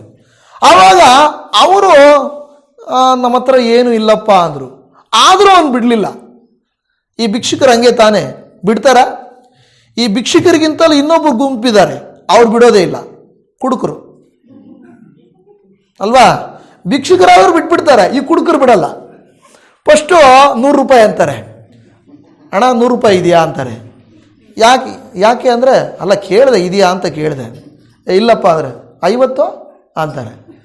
ಇಲ್ಲವಣ್ಣ ಅಂದರೆ 30 ಅಂದರೆ ಲಾಸ್ಟಿಗೆ ಒಂದು 20 ರೂಪಾಯಿ ಇದ್ರೆ ನೋಡೋಣ ಅಂತಾರೆ. ಇಲ್ಲಪ್ಪ ಅಂದರೆ ಏನು 20 ರೂಪಾಯಿ ಕೂಡ ಇಲ್ದಿರ ಹೆಂಗಣ ನೀವು ಅಂದ್ಬಿಡ್ತಾರೆ ಅವರು. ಅಂದರೆ ಇವರು ಬಿಡೋದೇ ಇಲ್ಲ. ಈ ಭಿಕ್ಷುಕನು ಹಂಗೇನೆ, ಸಾರ್ ಏನೋ ನೋಡಿ ಸಾರ್, ಏನಾದರೂ ಕೊಡಿ ಸಾರ್ ಅಂತ. ಆವಾಗ ಪೇತ್ರ ಯೋಹಾನ ಏನು ಹೇಳ್ತಾರೆ, ನಮ್ಮಲ್ಲಿ ಬೆಳ್ಳಿ ಬಂಗಾರವಂತೂ ಇಲ್ಲ. ಅಂದರೆ ನಮ್ಮ ಹತ್ರ ಒಂಚೂರು ಬೆಳ್ಳಿ ಬಂಗಾರ ಅಂತೂ ಇಲ್ಲಪ್ಪ, ಹಣ ಆಸ್ತಿ ಏನು ಇಲ್ಲ ನಮ್ಮ ಹತ್ರ, ಏನು ಇಲ್ವಾ. ಆದರೆ ಅವ್ರು ಏನು ಹೇಳ್ತಾರೆ ಗೊತ್ತಾ ಪೇತ್ರ ಯೋಹಾನರು, ನಮ್ಮಲ್ಲಿ ಬೆಳ್ಳಿ ಬಂಗಾರವಂತೂ ಇಲ್ಲ, ಆದರೆ ನಮ್ಮಲ್ಲಿರುವುದು ನಿಮಗೆ ಕೊಡುತ್ತೇವೆ. ಹಾಲೆಲೂಯಾ. ನಮ್ಮಲ್ಲಿದ್ದರೆ ತಾನೇ ನಿಮಗೆ ಕೊಡೋಕ್ಕಾಗೋದು. ನಮ್ಮಲ್ಲಿ ಏನಿದೆ, ಅವರೇನು ಹೇಳಿದ್ರು, ನಜರೇತಿನ ಯೇಸುವಿನ ಹೆಸರಿನಲ್ಲಿ ನೀನು ಎದ್ದು ನಡೆದಾಡು. ಹಾಲೆಲೂಯಾ. ಏನಂತ ಹೇಳ್ತದೆ, ನಜರೇತಿನ ಯೇಸುವಿನ ಹೆಸರಿನಲ್ಲಿ ಎದ್ದು ನಡೆದಾಡು ಅಂತೇಳಿ ಅವನ ಕೈಯನ್ನು ಹಿಡಿದು ಎತ್ತಿದ್ರು. ನೀವು ಅಪೊಸ್ತಲರ ಕೃತ್ಯಗಳು 3ನೇ ಅಧ್ಯಾಯ 6 ಮತ್ತು 7ನೇ ವಚನದಲ್ಲಿ ನೋಡ್ತಾರೆ, ನನ್ನಲ್ಲಿರುವುದನ್ನ ನಿನಗೆ ಕೊಡುತ್ತೇನೆ, ನಜರೇತಿನ ಯೇಸು ಕ್ರಿಸ್ತನ ಹೆಸರಿನಲ್ಲಿ ಎದ್ದು ನಡೆದಾಡು ಎಂದು ಹೇಳಿ ಅವನನ್ನು ಬಲಗೈ ಹಿಡಿದು ಎತ್ತಿದನು. ಹಾಲೆಲೂಯಾ. ಏನಾಯ್ತು ಅಲ್ಲಿ, ಏನಾಯ್ತು, ಅವನು ಎದ್ದು ನಿಂತನು, ಜಿಗಿದು ನಿಂತನು, ಕುಣಿದಾಡಲಿಕ್ಕೆ ಪ್ರಾರಂಭಿಸಿದನು. ಎಲ್ಲಿಂದ ಬಂತು ಈ ಅಧಿಕಾರ, ಎಲ್ಲಿಂದ ಬಂತು ಈ ಅಧಿಕಾರ?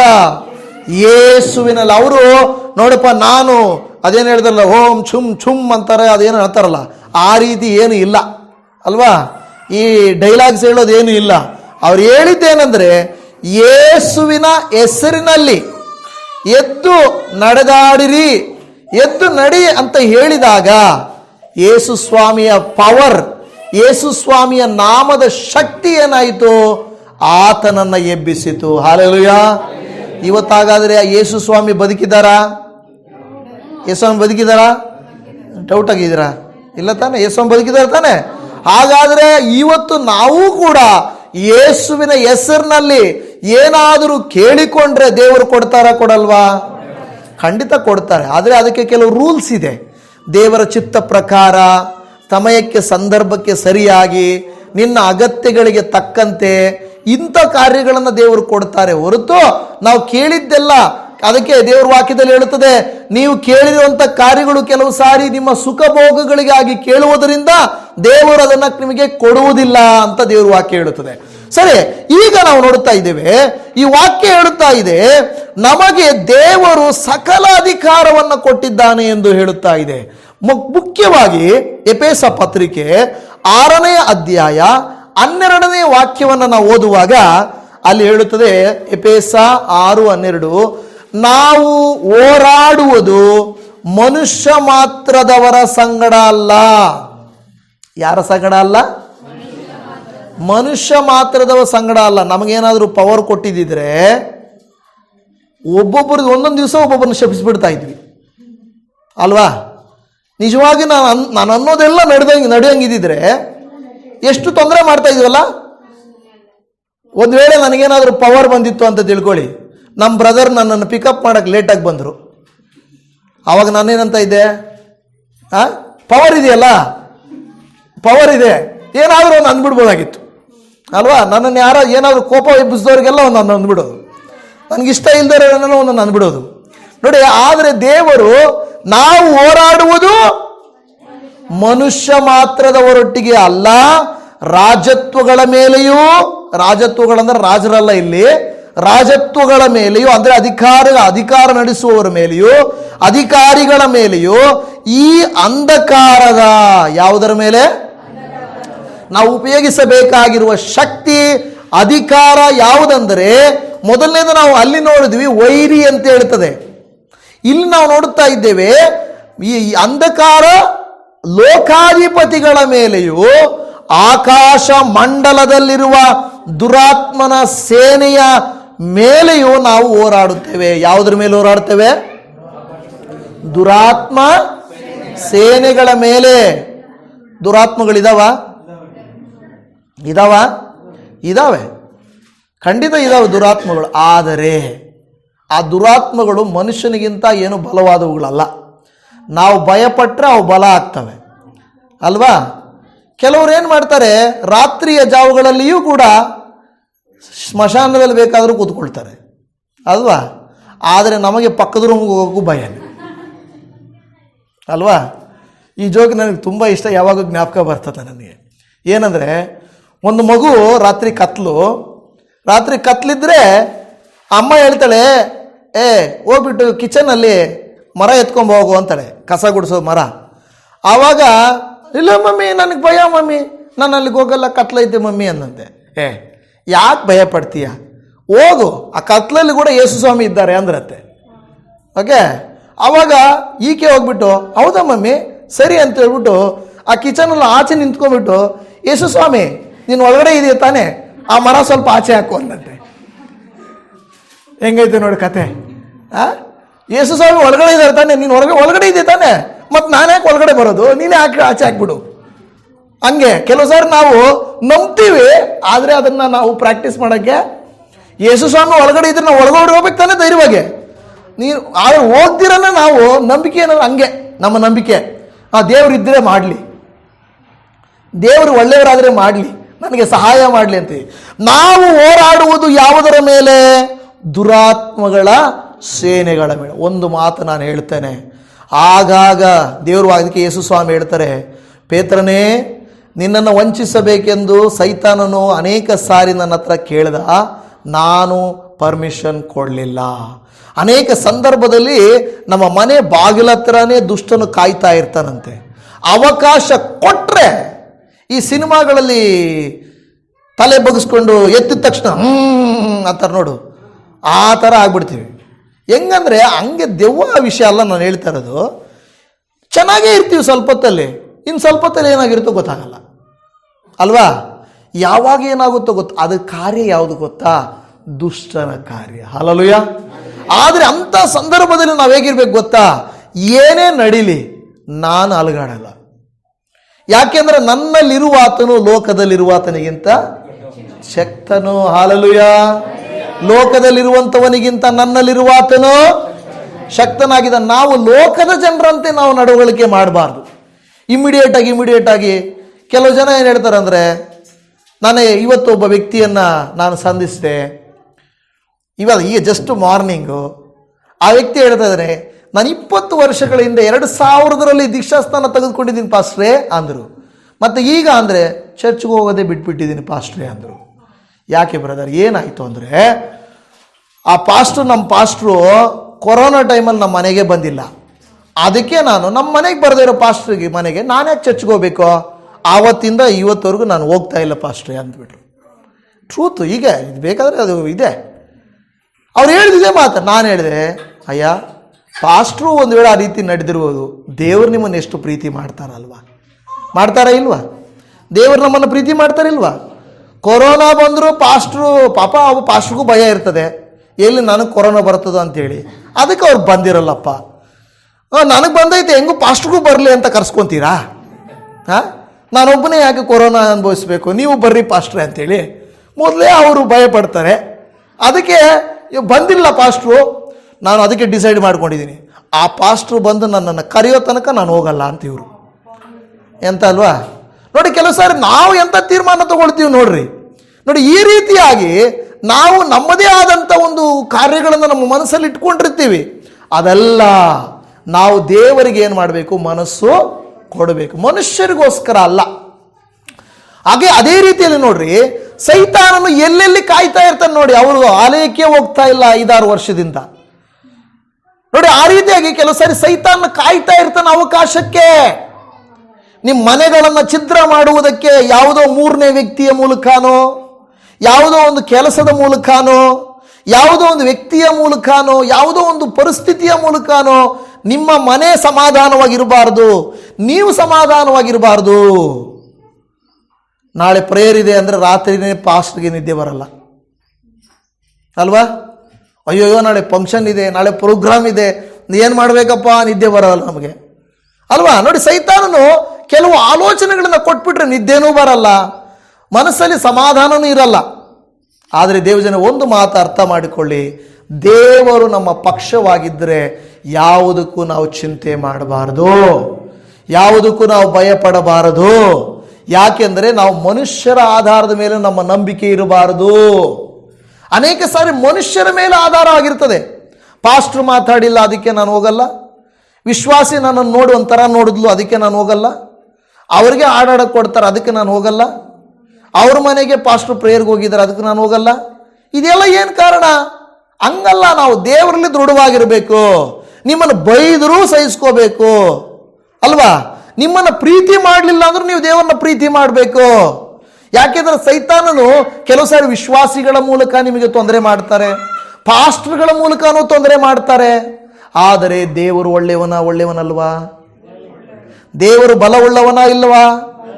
ನಾವು ನೋಡಿ, ಅದಕ್ಕೆ ನಾವು ಎಷ್ಟು ದೃಢವಾಗಿ ನಮ್ಮ ಮರದ ಬೇರುಗಳು ಎಷ್ಟು ಆಳವಾಗಿ ಹೋಗುತ್ತೋ ಆ ಮರ ಅಷ್ಟು ಬಲವಾಗಿರುತ್ತದೆ. ನಿಮ್ಮಲ್ಲಿ ನನ್ನಲ್ಲಿ ವಾಕ್ಯಗಳು ಬಲವಾಗಿದ್ದರೆ, ನನಗೆ ಕೆಲವು ಸಹೋದರಿಯರು ಫೋನ್ ಮಾಡ್ತಾರೆ, ಬಹಳ ನಾನು ಅಪ್ರಿಷಿಯೇಟ್ ಮಾಡ್ತೀನಿ ಅವ್ರನ್ನ.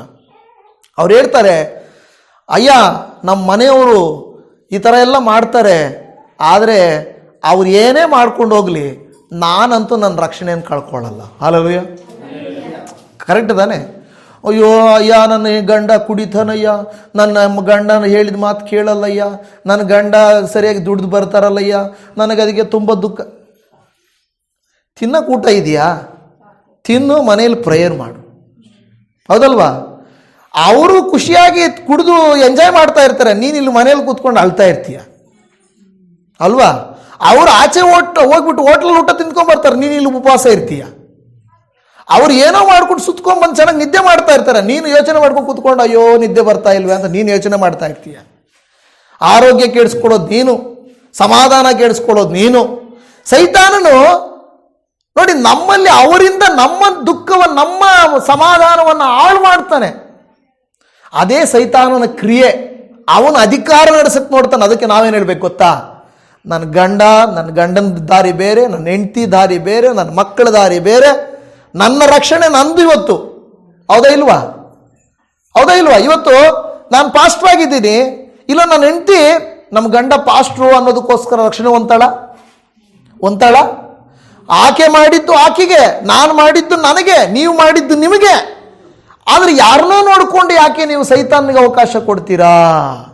ಅದಕ್ಕೆ ದೇವರು ಯೇಸುಸ್ವಾಮಿ ಹೇಳಿರೋದು, ನಿಮಗೆ ನಾನು ಅಧಿಕಾರ ಕೊಡುತ್ತಾ ಇದ್ದೇನೆ, ಅಂಧಕಾರ ಶಕ್ತಿಗಳ ವಿರೋಧವಾಗಿ ಹೋರಾಡಬೇಕು. ನಾವು ಜನರನ್ನೆಲ್ಲ ನೋಡಿ ಹೋರಾಡಬೇಕಾಗಿರೋದು. ಅಪ್ಪ, ಅವರಲ್ಲಿ ಒಂದು ದುಷ್ಟನ ಕೆಲಸ ಮಾಡ್ತಾ ಇದ್ದಾನೆ ದೇವ್ರೆ, ಅವರಲ್ಲಿ ಒಂದು ದುರಾತ್ಮನ ಕೆಲಸ ಮಾಡ್ತಾ ಇದ್ದಾನಪ್ಪ, ಆ ದುರಾತ್ಮನು ಆ ದುಷ್ಟನು ಯೇಸುವಿನ ನಾಮದಲ್ಲಿ ಬಿಡಬೇಕು ಅಂತಲೇ ನಾವು ಅಧಿಕಾರದಿಂದ ಏನು ಮಾಡಬೇಕು? ಪ್ರಾರ್ಥನೆ ಮಾಡಬೇಕು. ಹಲ್ಲೆಲೂಯಾ. ಅದು ನಮಗೆ ಮಾಡಬೇಕಾಗಿರುವಂಥ ಕೆಲಸ. ಕೊಲೊಸ್ಸೆಯವರಿಗೆ ಬರೆದ ಪತ್ರಿಕೆಯಲ್ಲಿ 2ನೇ ಅಧ್ಯಾಯ 15ನೇ ವಾಕ್ಯ, ಆತನು ದೊರೆತನಗಳನ್ನು ಅಧಿಕಾರಗಳನ್ನು ನಿರಾಯುಧರನ್ನಾಗಿ ಮಾಡಿ ಜಯೋತ್ಸವ ಮಾಡುತ್ತಾನೋ ಎಂಬಂತೆ ಶಿಲುಬೆಯ ಮೇಲೆ ಅವುಗಳನ್ನು ಜಯಿಸಲ್ಪಟ್ಟವನಾಗಿ ಮೆರೆಸುತ್ತಾನೆ. ಹಲ್ಲೆಲೂಯಾ. ಇವತ್ತು ನಿಮ್ಮ ಲೈಫಲ್ಲಿ ಇನ್ನೂ ಒಂದು ವೇಳೆ ಹೋರಾಟಗಳಿರ್ಬೋದು, ಇನ್ನು ಪೂರ್ತಿಯಾಗಿ ನಾನು ಜಯಿಸಲಿಕ್ಕಾಗಿಲ್ಲ. ಅರ್ಥ ಆಗ್ತಾ ಇದೆಯಾ? ಪೂರ್ತಿಯಾಗಿ ನಾವು ಜಯಿಸಲಿಕ್ಕಾಗಲಿಲ್ಲ, ಆದರೆ ನಾವು ನೋಡುತ್ತೇವೆ ಪೂರ್ಣ ಜಯವನ್ನು ದೇವರು ನಮಗೆ ಕೊಡುತ್ತಾರೆ. ನಮ್ಮ ಸಮಸ್ಯೆಗಳು ಪರಿಷ್ಕಾರ ಆಗಲ್ಲ ಪೂರ್ತಿ. ಯಾವತ್ತಾಗುತ್ತೆ? ಯಾವತ್ತಾದರೂ ಬಂದು ಪಾಸ್ಟ್ರೇ ಇವತ್ತಿಗೆ ನನ್ನ ಎಲ್ಲ ಸಾಲ ತೀರೋಯ್ತು, ಒಬ್ಬ ಸಹೋದರರು ಬಂದು ನಮಗೆ ಗೊತ್ತಿರೋರೆ, ನಮಗೆ ಬಹಳ ಇದಿರೋರೆ, ಅಯ್ಯ ಚರ್ಚಲ್ಲಿ ನಿಂತ್ಕೊಂಡು ಹೇಳ್ತಾರೆ, ಅಯ್ಯ ನಾವು ತುಂಬ ಸಾಲಗಾರರಾಗಿದ್ದೆವು, ತುಂಬ ಸಾಲದಲ್ಲಿದ್ದವು, ಆದರೆ ದೇವರು ತನ್ನ ಅತಿಶಯವಾದ ಕೃಪೆಯಿಂದ ನಮ್ಮನ್ನು ಬಿಡಿಸಿದ್ದಾರೆ, ಇವತ್ತು ಪೂರ್ತಿಯಾಗಿ ನಾನು ಸಾಲ ವಿಮುಕ್ತನಾಗಿದ್ದೇನೆ ಅಂತ ಹೇಳಿದರು. ಒಂದು 15 ದಿವಸ ಬಿಟ್ಕೊಂಡು ನಮಗೆ ಗೊತ್ತಾಯಿತು ಅವರ ತಾಯಿಗೆ ಕ್ಯಾನ್ಸರ್ ಅಂತ. ಈಗೇನಾಯಿತು? ಮುಗಿದಿತ್ತು, ಇನ್ನೇನು ಎಲ್ಲ ಮುಗಿದು, ಇನ್ನು ಸಂತೋಷ. ಇನ್ನು ಮತ್ತೆ ಇವಾಗ ಏನಾಗಬೇಕು? ಸಾಲ ಮತ್ತೆ ನೋಡಿದ್ರೆ ಸೈತಾನನು. ನಾವು ಸಂತೋಷವಾಗಿರಬಾರ್ದು. ನಾವಿಲ್ಲಿ ಬಂದು ಸಾಕ್ಷಿ ಹೇಳ್ತೀವಿ, ನೆಕ್ಸ್ಟ್ ದಿನಾನೇ ನೆಕ್ಸ್ಟ್ ವಾರನೇ ಇವರು ಸಂತೋಷವಾಗಿ ಬಿಡಬಾರ್ದು, ಇವನ್ನೇನಾದರೂ ಮಾಡಬೇಕು ಅಂತ ಏನು ತಂದು ಸೈತಾನ ತಡೆಗಳನ್ನು ಹಾಕ್ತಾ ಇರ್ತಾನೆ. ಅದಕ್ಕೆ ನಾವು ಖುಷಿಯಾಗಿದ್ದಾಗ ಹಿಗ್ಗಿ ಹೋಗೋದು, ಕಷ್ಟ ಬಂದಾಗ ಕುಗ್ಗಿ ಹೋಗೋದು ಮಾಡಬಾರ್ದು. ಬಂಡೆಗಲ್ಲು ಬರ್ತಾ ಇದೆ ಅಂದ್ರೂ ಕೂಡ ನಿಂತ್ಕೊಬೇಕು. ಕನಕಪುರ ಬಂಡೆ ಅಲ್ಲ, ಯಾರು DK ಶಿವಕುಮಾರ್ ಬಗ್ಗೆ ಅವ್ರ ಬಗ್ಗೆ ಆ ಬಂಡೆ ಅಲ್ಲ ಹೇಳ್ತಾ ಇರೋದು. ಯಾವುದಾದ್ರೂ ಬರ್ತಾ ಇದೆ ಅಂದ್ರೂ ಸಮಸ್ಯೆನೂ ನಾವು ಕೆಲವು ಸಾರಿ ಕೆಲವರು ಭಯನೇ ತೋರಿಸ್ಕೊಳ್ಳಲ್ಲ. ಕೆಲವರಿಗೆ ಏನೂ ಇಲ್ಲ ಅಂದರೂ ಭಯ ಪಡ್ತಾ ಇರ್ತಾರೆ. ಅಂಥವ್ರು ಯಾರಿದ್ದೀರಾ ನೀವು? ನಿಮ್ಮಲ್ಲಿ ಯಾರಾದರೂ? ಕೆಲವರಿಗೆ ಎಷ್ಟೋ ಸಮಸ್ಯೆಗಳಿರುತ್ತೆ. ನಾನು ಕೆಲವು ಸಾರಿ ಯಾರಿಗಾದ್ರೂ ಹೇಳ್ತಾ ಇರ್ತೇನೆ, ಅವರು ಸಮಸ್ಯೆ ಹೇಳಿದಾಗ ನೀವು ನನ್ನ ಹತ್ರ ಹೇಳ್ತೀರ, ನಾನು ಯಾರ ಹತ್ರ ಹೇಳೋದು ಅಲ್ವಾ? ಪಾಸ್ಟ್ರೇ ಹಿಂಗೆ ಪಾಸ್ಟ್ರೇ ಹಂಗೆ ಪಾಸ್ಟ್ರೇ ನಾನು ಅಂದ್ಕೊಳ್ತೀನಿ. ನಿಮಗಾದರೂ ಪಾಸ್ಟ್ರ್ ನಾನಿದ್ದೀನಿ. ನಾನು ಪಾಸ್ಟ್ರ್ ಯಾರ ಹತ್ರ ಹೇಳೋಕೆ ಹೋದರೆ, ಹೌದು ಹಾಗಾದ್ರೆ ನೀವು ಪಾಸ್ಟ್ರು, ದೇವ್ರು ನಿಮ್ಗೆ ಉತ್ತರ ಕೊಟ್ಟಿಲ್ವಾ ಅಂದ್ಬಿಡ್ತಾರೆ. ಸರಿಪ್ಪ ಬೇಡ ಬಿಡು, ನಮ್ಮ ಕಷ್ಟಗಳು ನಮ್ಮ ಹತ್ರನೇ ಇರಲಿ ಅಲ್ವಾ? ಹೇಳ್ಕೊಳ್ಳೋದಾದ್ರೆ ಎಷ್ಟು ಕಷ್ಟಗಳಿರ್ತಾವಲ್ವಾ? ಆದರೆ ನಾವೇನು ಮಾಡ್ತೀವಿ, ಎಲ್ಲವನ್ನು ಎದುರಿಸ್ತೇವೆ. ಯಾಕೆ ಗೊತ್ತಾ? ದೇವರ ಆತ್ಮನ ಶಕ್ತಿ ನಮಗಿದೆ. ಹಲ್ಲೆಲೂಯಾ. ಎಷ್ಟೊಂದು ಟೆನ್ಷನ್ಸ್ ನಮಗಿರ್ತದೆ. ನಾನು ಹೇಳೋದು, ದೇವರ ಮಕ್ಕಳಾಗಿರುವಂಥ ನೀವು ಹಾಗೇ ಇರಬೇಕು. ಎಷ್ಟು ಸುತ್ತಲೂ ನಿಮಗೆ ಸಮಸ್ಯೆಗಳಿದ್ದರೂ, ನಾನು ಹೇಳ್ತಾ ಇರ್ತೇನಲ್ಲ, ಮೊನ್ನೆ ಪ್ರಸಂಗದಲ್ಲಿ ಒಂದು ಸಾರಿ ಹೇಳಿದ್ದೆ, ಮುಂದೆ ಸಮಸ್ಯೆಗಳು, ಹಿಂದೆ ಸಮಸ್ಯೆಗಳು, ಈ ಪಕ್ಕದ ಮನೆಯವರ ಸಮಸ್ಯೆಗಳು, ಈ ಕಡೆಯವರ ಸಮಸ್ಯೆಗಳು, ಸುತ್ತಲೂ ನಿಮಗೆ ಸಮಸ್ಯೆಗಳ, ಒಂದು ಕಡೆ ನಿಮಗೆ ಸಮಸ್ಯೆ ಇಲ್ಲ, ಆ ಕಡೆ ತಿರುಗಿರಿ ಅಂತ ಹೇಳ್ತದೆ. ಎಲ್ಲಿ ಸಮಸ್ಯೆ ಇಲ್ಲ? ಮೇಲ್ಗಡೆ ಸಮಸ್ಯೆ ಇಲ್ಲ. ಎಲ್ಲಿಲ್ಲ? ಮೇಲ್ಗಡೆ. ಆವಾಗ ನೀವು ಹೇಳ್ರಿ, ನಿಮ್ಮ ಕಣ್ಣೆತ್ತಿ ಪರ್ವತಗಳ ಕಡೆಗೆ ನೋಡ್ರಿ. ಅಪ್ಪ, ಈ ಕಡೆ ನೋಡಿದ್ರು ಸಮಸ್ಯೆಗಳು, ಈ ಕಡೆ ನೋಡಿದ್ರು ಸಮಸ್ಯೆಗಳು, ಯಾವ ಕಡೆ ನೋಡಿದ್ರು ಸಮಸ್ಯೆಗಳು, ಆದರೆ ಮೇಲ್ಗಡೆ ಮಾತ್ರನೇ ನನಗೇನು ಸಮಸ್ಯೆ ಇಲ್ಲಪ್ಪ, ನಿನಗೆ ಸ್ತೋತ್ರ ಎಂದು ಹೇಳಬೇಕು. ಹಲ್ಲೆಲೂಯಾ. ಅದಕ್ಕೆ ದೇವರು ಯಾವಾಗ ಹೇಳೋದು, ನೀವು ಭೂಲೋಕದವರಾಗಿರಬೇಡ್ರಿ, ಪರಲೋಕ ಭಾವದವರಾಗಿರ್ರಿ. ನೀವು ಯೋಚನೆ ಮಾಡಿದಷ್ಟು, ಚಿಂತೆಗಳು ಯೋಚನೆ ಮಾಡಿದಷ್ಟು ಸ್ವಲ್ಪ ನಟ್ಟು ಲೂಸ್ ಆಗ್ತಾ ಇರ್ತದೆ ಹೊರತು ಬೇರೆ ಏನೂ ಆಗಲ್ಲ. ಏನೋ ನಮ್ಮ ಮನಸ್ಸು ನಟ್ಟು ಲೂಸ್ ಆಗಿಬಿಟ್ರೆ ಏನಾಗುತ್ತೆ? ನಾವೇ ಕೆಲವು ಸಾರಿ ಹೆಂಗೆಂಗೋ ಆಡ್ತಾ ಇರ್ತೀವಿ. ನಮ್ಮ ಮೇಲೆ ನಮಗೆ ಕಂಟ್ರೋಲ್ ಇರಲ್ಲ, ಆದರೆ ನಾವು ನಮ್ಮನ್ನು ಕಂಟ್ರೋಲ್ ಮಾಡ್ಕೋಬೇಕು. ಯಾರಾದರೂ ನೋಡಿದ್ರೆ ಇವ್ರಿಗೇನು ಕಷ್ಟನೇ ಇಲ್ವೇನೋನಪ್ಪ, ಇವ್ರಿಗೇನು ಸಮಸ್ಯೆನೇ ಇಲ್ವೇನೋನಪ್ಪ ಅನ್ನೋ ರೀತಿಯಲ್ಲಿ ಇರಬೇಕು. ಅರ್ಥ ಆಗ್ತಾ ಇದೆಯಾ? ಆಗ ದೇವರು ನೋಡ್ದ, ನನ್ನ ಮಗಳನ್ನು ನೋಡ್ದ, ನನ್ನ ಮಗನನ್ನು ನೋಡ್ದ ಅಂತಾನೆ. ಯೋಬನನ್ನು ನೋಡಿದಾಗ ಈ ದೇವರು ಹೇಳಿದ ಮಾತು ಹೌದಲ್ವಾ? ನನ್ನ ಮಗನನ್ನು ನೋಡ್ದ, ಅವನು ಎಂಥ ನಷ್ಟಕ್ಕೊಳಪಟ್ಟರೂ ಕೂಡ, ಏನು ಇಲ್ಲದೆ ಹೋದರೂ ಕೂಡ, ಅವನ ಲೈಫ್ ಬಹಳ, ಯೋಬನ ಲೈಫ್ ಬಹಳ ನಮಗೆ ಹೋದು. ಇದ್ದ ಆಸ್ತಿ ಹೋಯಿತು, ಇದ್ದ ಸ್ನೇಹಿತರು ಹೋದರು, ಇದ್ದ ಹೆಂಡತಿ ದೂಷಿಸಿದ್ಲು, ಇದ್ದ ಆರೋಗ್ಯನೂ ಹೋಯಿತು. ಆದರೂ ಆತನು ಹೇಳಿದ ಮಾತು, ದೇವರೇ ಕೊಟ್ಟನು. ಮಾಡೋಕ್ಕಾಗುತ್ತಾ ನಮ್ಮ ಕೈಲ ಕೆಲಸ? ಮಾಡಬೇಕು. ನಮ್ಮ ನಂಬಿಕೆ ಅಷ್ಟರ ಮಟ್ಟಿಗೆ ಇರುವಂಥದ್ದಾಗಿರಬೇಕು. ಅದಕ್ಕೆ ದೇವರು ಹೇಳ್ತಾ ಇರೋದು, ನಾನು ನಿಮಗೆ ಅಧಿಕಾರ ಕೊಟ್ಟಿದ್ದೀನಿ. ಏನಕ್ಕೆ ಅಧಿಕಾರ? ಅಂಧಕಾರ ಶಕ್ತಿಗಳ ಮೇಲೆ ಅಧಿಕಾರ, ದುರಾತ್ಮನ ಸೇನೆಗಳ ಮೇಲೆ ಅಧಿಕಾರ, ವೈರಿಯ ಸಕಲ ಕಾರ್ಯಗಳನ್ನು ತುಳಿಯುವುದಕ್ಕೆ ನಿಮಗೆ ಅಧಿಕಾರ ನಾನು ಕೊಟ್ಟಿದ್ದೇನೆ ಎಂದು ದೇವರು ಹೇಳ್ತಾರೆ. ನಾವೇನು ಮಾಡ್ತಾ ಇದ್ದೀವಿ? ಅಧಿಕಾರನ ಉಪಯೋಗಿಸ್ತಾ ಇಲ್ಲ, ನಮ್ಮ ಬಲಹೀನತೆಯನ್ನು ಎತ್ತಿ ತೋರಿಸ್ತಾ ಇರ್ತೇವೆ. ದೇವರೇ ಹೀಗಾಯಿತು, ದೇವರೇ ಹೀಗಾಗೋಯ್ತು, ದೇವರೇ ಹಾಗಾಗೋಯ್ತು ದೇವರೇ ಅಂತೇಳಿ. ದೇವರ ಮುಂದೆ ಬಂದಾಗ ನಾವು ದಿನೇ ದಿನ ಬಲ ಹೊಂದಬೇಕೇ ಹೊರತು ಬಲಹೀನರಾಗಬಾರದೆಂದು ದೇವರ ವಾಕ್ಯ ಹೇಳುವುದನ್ನು ನಾವು ನೋಡುತ್ತಾ ಇದ್ದೇವೆ. ಹಲ್ಲೆಲೂಯಾ. ಮಾರ್ಕನು ಬರೆದ ಸುವಾರ್ತೆ 16ನೇ ಅಧ್ಯಾಯ 17ನೇ ವಾಕ್ಯ ನಾವು ನೋಡುತ್ತಾ ಇದ್ದೇವೆ. ಮಾರ್ಕ 16. ಇದಲ್ಲದೆ ನಂಬುವವರಿಂದ ಈ ಸೂಚಕ ಕಾರ್ಯಗಳು ಉಂಟಾಗುವು.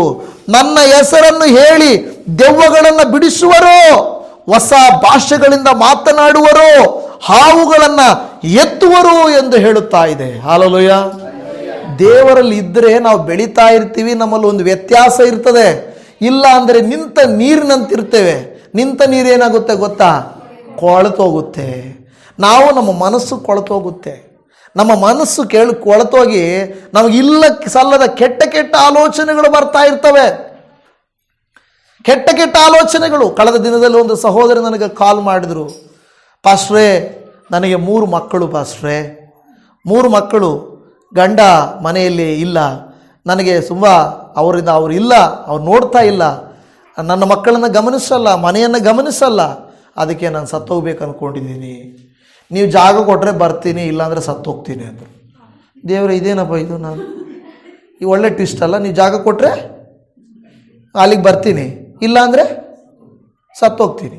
ನಾನು ಕೇಳಿದೆ, ಅಮ್ಮ ನೀನು ಒಬ್ಬಳೇ ಇದ್ದರೆ ಓಕೆ, 3 ಮಕ್ಕಳನ್ನೇನು ಮಾಡ್ತೀಯಮ್ಮ, ಮನೇನೇನು ಮಾಡ್ತೀಯ ಅಂದರೆ ಅದಕ್ಕೆ ಉತ್ತರ ಇಲ್ಲ ಯಮ್ಮನ ಹತ್ರಿಂದ. ಆದರೆ ಫಿಟ್ಟಿಂಗ್ ಒಂದು ಇಟ್ಲಲ್ಲ ಕರೆಕ್ಟಾಗಿ.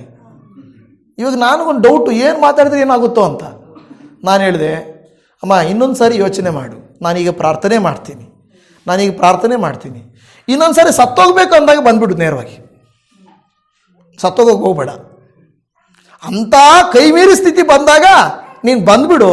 ಆದರೆ ಮಕ್ಕಳಿದಾರಲ್ಲಪ್ಪ, ಅದನ್ನೆಲ್ಲ ಬಿಟ್ಟು ಬರಬೇಡ. ನೀನು ಏನೋ ಯಾರಿಗೋಸ್ಕರನೋ ಯಾರಿಂದಲೋ ನಿನ್ನ ಮನಸ್ಸು ನೋಯಿಸ್ಕೊಂಡಿದೀಯ, ಆದರೆ ನಿನ್ನನ್ನೇ ನಂಬಿರುವಂತೆ ನಿನ್ನ ಮಕ್ಕಳೇನಾಗಬೇಕು ಅಲ್ವಾ? ಆದರೆ 2ನೇ ವಿಷಯ ನಾನು ಹೇಳಿದೆ, ನಿನ್ನ ದೇವರ ಹೆಸರೇನಾಗಬೇಕು ಅಲ್ವಾ? ನಿನ್ನ ದೇವರ ಹೆಸರೇನಾಗಬೇಕು? ಅವಮಾನ ಆಗ್ತದಲ್ವಾ? ಶರೀರ ಆಶೆಗಳಿಗೋಸ್ಕರ ಬೇಗನೆ ಓಡೋ ಈಗ ಹೆಣ್ಮಕ್ಳು ಏನು ಮಾಡ್ತಾ ಇದ್ದಾರೆ, ಹಂಗೆ ಮಾಡ್ತಾ ಇದ್ದಾರೆ. ನನಗೆ ಸುಮಾರು ಕೇಸುಗಳು, ಒಂದಲ್ಲ ಎರಡಲ್ಲ. ಹೆಣ್ಣುಮಕ್ಕಳು ಯವನಸ್ಥರು ಎಚ್ಚರಿಕೆಯಿಂದ ಕೇಳ್ರಿ, ಯಾರೋ ಮರಳು ಮಾತಲ್ಲಿ ಸೈತಾನನು ಮಾಡೋ ಕೆಲಸ. ಮರಳು ಮಾಡ್ತಾನೆ ಸೈತಾನು. ಏನಂತ? ನಮ್ಮಮ್ಮ ಯಾವಾಗೂ ಬೈತಾಳೆ ಮನೆಯಲ್ಲೇ, ಆದರೆ ಈ ಹುಡುಗ ತುಂಬ ಪ್ರೀತಿ ಮಾಡ್ತಾನೆ. ಎಷ್ಟೊತ್ತವರೆಗೂ ಮಾಡ್ತಾನೆ? ಎಷ್ಟು ದಿನ ಮಾಡ್ತಾನೆ? ಮೇಕಪ್ ತೊಳೆದಾಕೋವರೆಗೂ ಅಲ್ವಾ? ಮೇಕಪ್ ತೊಳೆದಾಕ್ರೆ ನಿನ್ನ ಮುಖ ನೋಡು ಅಂತಾನೆ. ಮೊದಲು ಏನಂತ ಹೇಳ್ತಾ ಇದ್ದ? ನೀನು ನೋಡಿದ್ರೆ ನನಗೆ ಖುಷಿಯಮ್ಮ, ನಿನ್ನ ಮುಖ ನೋಡಿದ್ರೆ ದಿನ ಎಲ್ಲ ಏನೋ ಕೆಲಸ ಆಗ್ತದಮ್ಮ, ನಿನ್ನ ಮುಖ ನೋಡಿದ್ರೆ ನನಗೆ ಆಶೀರ್ವಾದ ಅಂದ. ಮದುವೆ ಆಗೇ ಇಲ್ಲ, ಒಂದು ವೇಳೆ 3 ತಿಂಗಳಾದಮೇಲೆ ನಿನ್ನ ಮುಖ ನೋಡಿ ಎಂಥ ಮುಖ, ನಿನ್ನ ಕಟ್ಕೊಂಡು ಹಿಂಗಾಗೋಯ್ತು, ನನ್ನ ಜೀವನ ಹಾಳಾಗೋಯ್ತು, ಕಾದಿದ್ರೆ ಇನ್ನೂ ಬೇರೆಯವ್ರು ಸಿಗ್ತಾಯಿದ್ರು, ಹಂಗೆ ಅಂತ ಹೇಳೋಕ್ಕೆ ಸ್ಟಾರ್ಟ್ ಮಾಡ್ತಾರೆ ಅಲ್ವಾ? ನೋಡಿ, ಮನುಷ್ಯರ ಪ್ರೀತಿ ಅದೇ. ಆದರೆ ಎಷ್ಟೋ ಜನ ಹುಡುಗರು, ಎಷ್ಟೋ ಜನ ಹುಡುಗಿಯರು, ಎಷ್ಟೋ ಜನ ಮದುವೆ ಆಗಿರುವಂಥ ಹೆಂಗಸರು ಬೇರೆಯವರ ಮಾತನ್ನು ನಂಬಿಟ್ಟು ದಾರಿ ತಪ್ಪಿ ಮಕ್ಕಳ ಮೇಲೆ ಪ್ರೀತಿ ಇಲ್ಲ, ಮನೆ ಮೇಲೆ ಪ್ರೀತಿ ಇಲ್ಲ, ಇದೆಲ್ಲ ಹಾಳಾಗಿ ಹೋಗಲಿ. ದೇವ್ರ ಮೇಲೆ, ದೇವ್ರ ಬಿಡು, ಅಣ್ಣನಾದರೂ ಪರವಾಗಿಲ್ಲ, ಅವನು ಹೆಂಗಿದ್ರೂ ಪರವಾಗಿಲ್ಲ. ನಮ್ಮ ಹತ್ರ ಒಂದು ಹುಡುಗಿ ಇತ್ತು, ನಮ್ಮ ಹಳೇ ಚರ್ಚಲ್ಲಿ. ಫಸ್ಟೇ ನಾನು ಬೇರೆ ಹುಡುಗಿರ್ತಾರ ಅಲ್ಲ, ನಾನು ಮದುವೆ ಮಾಡಿಕೊಂಡ್ರೆ ಆ ಹುಡುಗನ ಚೇಂಜ್ ಮಾಡ್ತೀನಿ, ಹಿಂಗೆ ಹೇಳ್ತಾರೆ ನನ್ನ ಹತ್ರ. ನನ್ನನ್ನು ಎಲ್ಲರ ಥರ ಅಂದ್ಕೊಂಬೇಡ ಅಂತೇಳಿ ನಾವು ನಗೋದು ಒಳಗಡೆ.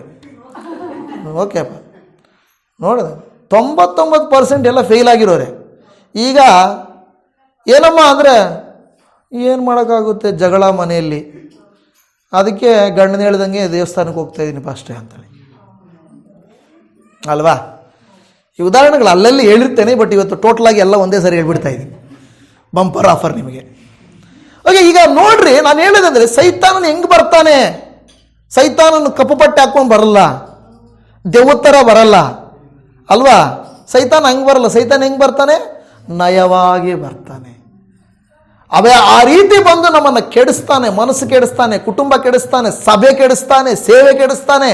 ಆದರೆ ನಾವು ಅದಕ್ಕೆ ಅವಕಾಶ ಕೊಡಬಾರದು. ನಾವು ಅಂಥದ್ದು ಬರ್ತಾ ಇದೆ ಮನಸ್ಸಿಗೆ ಅಂದಾಗಲೇ ಯೇಸುವಿನ ಅಧಿಕಾರವುಳ್ಳ ನಾಮದಲ್ಲೇ ದುಷ್ಟನೇ ನನ್ನನ್ನು ಬಿಟ್ಟು ತೊಲಗು. ಯೇಸು ಸ್ವಾಮಿ ಏನು ಹೇಳಿದ್ರು ಸೈತಾನನಿಗೆ? ಸೈತಾನನೇ ನನ್ನನ್ನು ಬಿಟ್ಟು ತೊಲಗು ಅಂದನು. ಯೇಸುವಿನ ನಾಮದಲ್ಲಿ ತೊಲಗು. ಇವತ್ತು ನಾವು ಆ ರೀತಿ ಹೇಳಿದ್ರೆ ಸೈತಾನ ನಮ್ಮನ್ನು ಬಿಟ್ಟು ತೊಲಗಲ್ವಾ? ಕೊನೆಯಲ್ಲಿ ಒಂದು ವಾಕ್ಯವನ್ನು ನಾನು ಓದಿಬಿಟ್ಟು ಮುಗಿಸ್ತೇನೆ.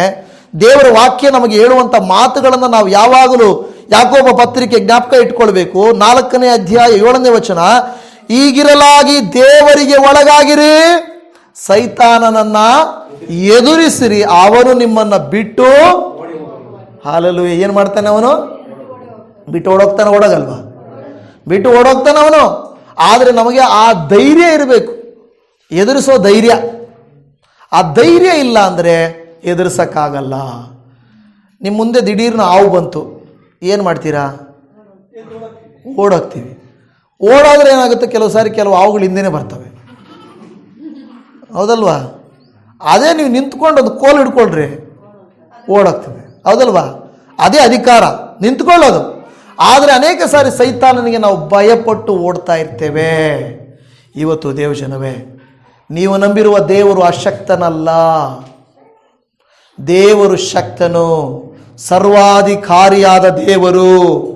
ನಿಮ್ಮ ಪರಿಸ್ಥಿತಿ, ಕುಟುಂಬದ ಪರಿಸ್ಥಿತಿ ಏನೇ ಇದ್ದರೂ ಯೇಸು ಸ್ವಾಮಿ ಯೋಹಾನ 14:14 ಹೇಳಿದ ಪ್ರಕಾರವಾಗಿ ನೀವು ಯೇಸುವಿನ ನಾಮದಲ್ಲಿ ಏನನ್ನು ಬೇಡಿಕೊಳ್ಳುವಿರೋ ಅದನ್ನು ನೀವು ಹೊಂದಿಕೊಳ್ಳುವಿರಿ. ಹಾಲೆಲೂಯಾ. ಇವತ್ತು ನಾವು ಕೂಡ ಅದೇ ರೀತಿ ಅಧಿಕಾರದಿಂದ ಪ್ರಾರ್ಥಿಸೋಣ. ದೇವರ ನಾಮದಲ್ಲಿ ಹೇಳೋಣ, ದೇವರೇ ನನಗೆ ಅಧಿಕಾರ ಕೊಡಪ್ಪ. ಬೇರೆ ಏನೋ ಕೆಟ್ಟದ್ದಕ್ಕಲ್ಲ, ದುಷ್ಟನ ಮೇಲೆ, ಅಂಧಕಾರದ ಮೇಲೆ, ಕೆಟ್ಟ ಕಾರ್ಯಗಳ ಮೇಲೆ, ನನ್ನನ್ನು ನೋವುಪಡಿಸುವ ಕಾರ್ಯಗಳ ಮೇಲೆ, ಬಾಧಿಸುವ ಕಾರ್ಯಗಳ ಮೇಲೆ ಅಧಿಕಾರ ಉಳ್ಳವರಾಗಿ ಮಾತನಾಡುವುದಕ್ಕೆ, ಅಧಿಕಾರದಿಂದ ಜೀವನ ಮಾಡುವುದಕ್ಕೆ ನನಗೆ ಸಹಾಯ ಮಾಡು. ಯಾರು ಹೆಂಗಾದರೆ ನನಗೇನು, ನಾನಂತೂ ದೃಢವಾಗಿ ನಿಂತುಕೊಳ್ತೇನೆ. ಎಷ್ಟು ಜನ ಈ ಮಾತು ಹೇಳಲಿಕ್ಕೆ ಸಾಧ್ಯ? ಯಾರು ಏನೇ ಆಗಲಿ, ಹಾಲೆಲೂಯಾ, ಸ್ತೋತ್ರ. ಯಾರು ಏನೇ ಆಗಲಿ, ನಾನಂತೂ ನನ್ನ ದೇವರನ್ನ ಬಿಟ್ಟು, ನನ್ನ ದೇವರಿಗೆ ಅವಮಾನ ಆಗೋ ಕೆಲಸ ನಾನು ಇನ್ನು ಮುಂದೆ ದೇವರ ಶಕ್ತಿಯಿಂದ ನಾನು ಜೀವಿಸುತ್ತೇನೆ, ದೇವರಿಗಾಗಿ ಜೀವಿಸುತ್ತೇನೆ ಎಂದು ಹೇಳುವವರು ಈಗ ನನ್ನೊಟ್ಟಿಗೆ ಸೇರಿ ಪ್ರಾರ್ಥನೆ ಮಾಡ್ರಿ. ಹಾಲೆಲೂಯಾ. ಅಪ್ಪ ಯೇಸುವೇ ನಿನಗೆ ಸ್ತೋತ್ರ ಅಪ್ಪ. ಅಪ್ಪ, ಯಾರು ತಮ್ಮನ್ನು ತಾವು ಒಪ್ಪಿಸಿಕೊಡುತ್ತಾ ಇದ್ದಾರೋ, ನಿಮಗೆ ಯಾರಿಗೆ ಅಧಿಕಾರ ಬೇಕೋ ನಿಮ್ಮ ಬಲಗೈಯನ್ನು ದೇವರಿಗೆ ತೋರಿಸ್ರಿ. ಯಾರು ಕಣ್ಣು ತೆಗೆದು ನೋಡಬೇಕಾದಂಥ ಅವಶ್ಯಕತೆ ಇಲ್ಲ. ಏಸಪ್ಪ, ಆ ಪರಲೋಕ, ಭೂಲೋಕ, ಸ್ವರ್ಗ, ಮರ್ತ್ಯ, ಪಾತಾಳಗಳ ಮೇಲೆ ಅಧಿಕಾರ ಉಳ್ಳಂತ ಯೇಸುವೇ, ನನಗೆ ಕೊಡಲ್ಪಟ್ಟ ಅಧಿಕಾರವನ್ನ ಇಗೋ ನಾನು ನಿಮಗೆ ಕೊಡುತ್ತಾ ಇದ್ದೇನೆ. ನೀವು ಹೊರಟು ಹೋಗಿರಿ, ಇಗೋ ನೀವು ಜೀವಿಸಿರಿ, ನೀವು ಪ್ರಾರ್ಥಿಸಿರಿ, ನೀವು ಬಲ ಹೊಂದಿರಿ, ಲೋಕದ ಕಟ್ಟ ಕಡೆಯವರೆಗೂ ನನಗೆ ಸಾಕ್ಷಿಗಳಾಗಿರ್ರಿ ಎಂದು ಹೇಳಿದ ಹಾಗೆ ಯೇಸು ಕ್ರಿಸ್ತನ ನಾಮದಲ್ಲಿ ಇವತ್ತು ಈ ವಾಕ್ಯಗಳನ್ನು ಕೇಳಿದಂತ ಪ್ರತಿ ಸಹೋದರಿಯನ್ನ, ಸಹೋದರನ ನಾನು ಒಪ್ಪಿಸಿಕೊಡುತ್ತಾ ಇದ್ದೇನೆ. ನಿನ್ನ ಆತ್ಮನ ಶಕ್ತಿಯಿಂದ ಇವರನ್ನ ತುಂಬಿಸು. ಹಲ್ಲೆಲೂಯಾ. ಯೇಸುವಿನ ನಾಮದಲ್ಲಿ ತುಂಬಿಸು ಕರ್ತನ ದೇವರೇ. ಯಾರು ಏನಾದರೂ ಬೈದ್ರು, ಯಾರು ಹಿಂಸಿಸಿದ್ರು, ಯಾರು ಕೀಳಾಗಿ ನೋಡಿದ್ರು, ಯಾರು ಕೋಪ ಮಾಡಿಕೊಂಡ್ರು, ಯಾರು ಇವರ ಕುರಿತಾಗಿ ಅಪಾರ್ಥಗಳನ್ನು ಮಾಡಿದ್ರು, ಇಲ್ಲ ಸಲ್ಲದ ಮಾತುಗಳನ್ನು ಅಲ್ಲಲ್ಲಿ ಹೋಗಿ ಹೇಳಿದ್ರು ಕೂಡ ನನಗೇನು ಚಿಂತೆ ಇಲ್ಲ. ನಾನು ಏಸಪ್ಪನ ಸ್ಟ್ರೆಂತಲ್ಲಿದ್ದೀನಿ, ಏಸಪ್ಪನ ಶಕ್ತಿಯಲ್ಲಿದ್ದೀನಿ, ನಾನು ಭಯಪಡೇನು. ಯಾಕೆಂದ್ರೆ ನನ್ನ ದೇವರು ಅಧಿಕಾರವುಳ್ಳ ದೇವರು. ಯೇಸುವೇ, ಅಧಿಕಾರ ಶಕ್ತಿಯನ್ನ ಇವರಿಗೆ ಕೊಡ್ರಪ್ಪ. ಇಗೋ ನೀನು ಕೊಡುವಂತ ಶಕ್ತಿ ಅಪ್ಪ ಬಲ, ಪ್ರೀತಿ, ಶಿಕ್ಷಣಗಳ ಆತ್ಮವೇ ಹೊರತು ಹೇಳಿತನದ ಆತ್ಮವಲ್ಲ. ಆದ್ದರಿಂದ ಕರ್ತನೇ, ಈ ಸಹೋದರ ಸಹೋದರರು ಎದುರಿಸುವ ಸಮಸ್ಯೆಗಳನ್ನು ನೋಡಿ ಭಯಪಡಬಾರದು, ಬದಲಾಗಿ ಬಲವಾಗಿ ನಿಂತುಕೊಳ್ಳಬೇಕಪ್ಪ. ಯಾರು ಅಕ್ಕಪಕ್ಕದವರು ಅಲಗಾಡಿ ಬಿದ್ದೋದರೂ ಪರವಾಗಿಲ್ಲ, ನಾನು ಭಯಪಡೋದಿಲ್ಲ, ನಾನು ಅಂಜುವುದಿಲ್ಲ, ಈ ರೋಗಕ್ಕೆ ಅಂಜುವುದಿಲ್ಲ, ನನ್ನ ಕುಟುಂಬದಲ್ಲಿ ಬಂದಿರುವಂಥ ಅಪಾರ್ಥಕ್ಕೆ ಅಂಜುವುದಿಲ್ಲ, ಸಾಲಕ್ಕೆ ಅಂಜುವುದಿಲ್ಲ, ಕೋರ್ಟ್ ಕೇಸುಗಳಿಗೆ ಅಂಜುವುದಿಲ್ಲ, ಅಧಿಕಾರಿಗಳಿಗೆ ಅಂಜುವುದಿಲ್ಲ, ವೈರಿಗೆ ಅಂಜುವುದಿಲ್ಲ, ದುಷ್ಟನಿಗೆ ಅಂಜುವುದಿಲ್ಲ, ದುರಾತ್ಮನ ಕಾರ್ಯಗಳಿಗೂ, ದೆವ್ವದ ಕಾಟಗಳಿಗೂ, ಮಾಟ ಮಂತ್ರದ ಕೃತ್ಯಗಳಿಗೂ, ನನ್ನ ಮನೆಯ ಕುರಿತು, ನನ್ನ ಮನೆಗೆ ವಿರೋಧವಾಗಿ ಮಾಡಿರುವ ಯಾವ ಕಾರ್ಯಗಳನ್ನು ಕೂಡ ನಾನು ಎದುರುವುದಿಲ್ಲ. ಹಾಲೆಲೂಯಾ. ಸ್ತೋತ್ರ ದೇವರೇ. ಆಮೇನ್, ಆಮೇನ್, ಆಮೇನ್, ಆಮೇನ್. ಅಪ್ಪ, ಯಾರೆಲ್ಲ ಈ ಪ್ರಾರ್ಥನೆಯನ್ನು ಮಾಡಿ, ಅಪ್ಪ ನಾನು ನಿನ್ನ ಮೇಲೆ ಬಲವಾಗಿರುತ್ತೇನೆ, ಹೊಸ ವರ್ಷ ಬರ್ತಾ ಇದೆ, ಇಗೋ ಈ ಕ್ರಿಸ್ಮಸ್ ಸೀಸನ್ನಲ್ಲಿ, ಇಗೋ ಈ ತಿಂಗಳಲ್ಲಿ ನಾನೊಂದು ತೀರ್ಮಾನ ತೆಗೆದುಕೊಳ್ಳುತ್ತಾ ಇದ್ದೇನೆ.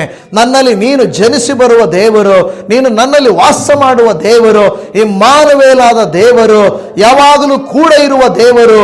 ಅಪ್ಪ ದೇವರೇ, ನೀನು ಕೂಡ ಇದ್ದಾಗ ದಾನಿಯೇಲನು ಭಯಪಡಲಿಲ್ಲ, ಸಿಂಹಗಳಿಗೆ ಭಯಪಡಲಿಲ್ಲ, ಶದ್ರಕ್ ಮೇಷಕ್ ಅಬೇದ್ನೆಗೋರು ಬೆಂಕಿಗೆ ಭಯಪಡಲಿಲ್ಲ.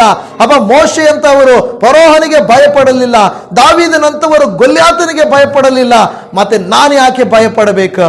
ಯಾಕೆಂದ್ರೆ ಅಧಿಕಾರವುಳ್ಳ ಯೇಸುವಿನ ನಾಮದಲ್ಲಿ ನಾನಿದ್ದೇನೆ.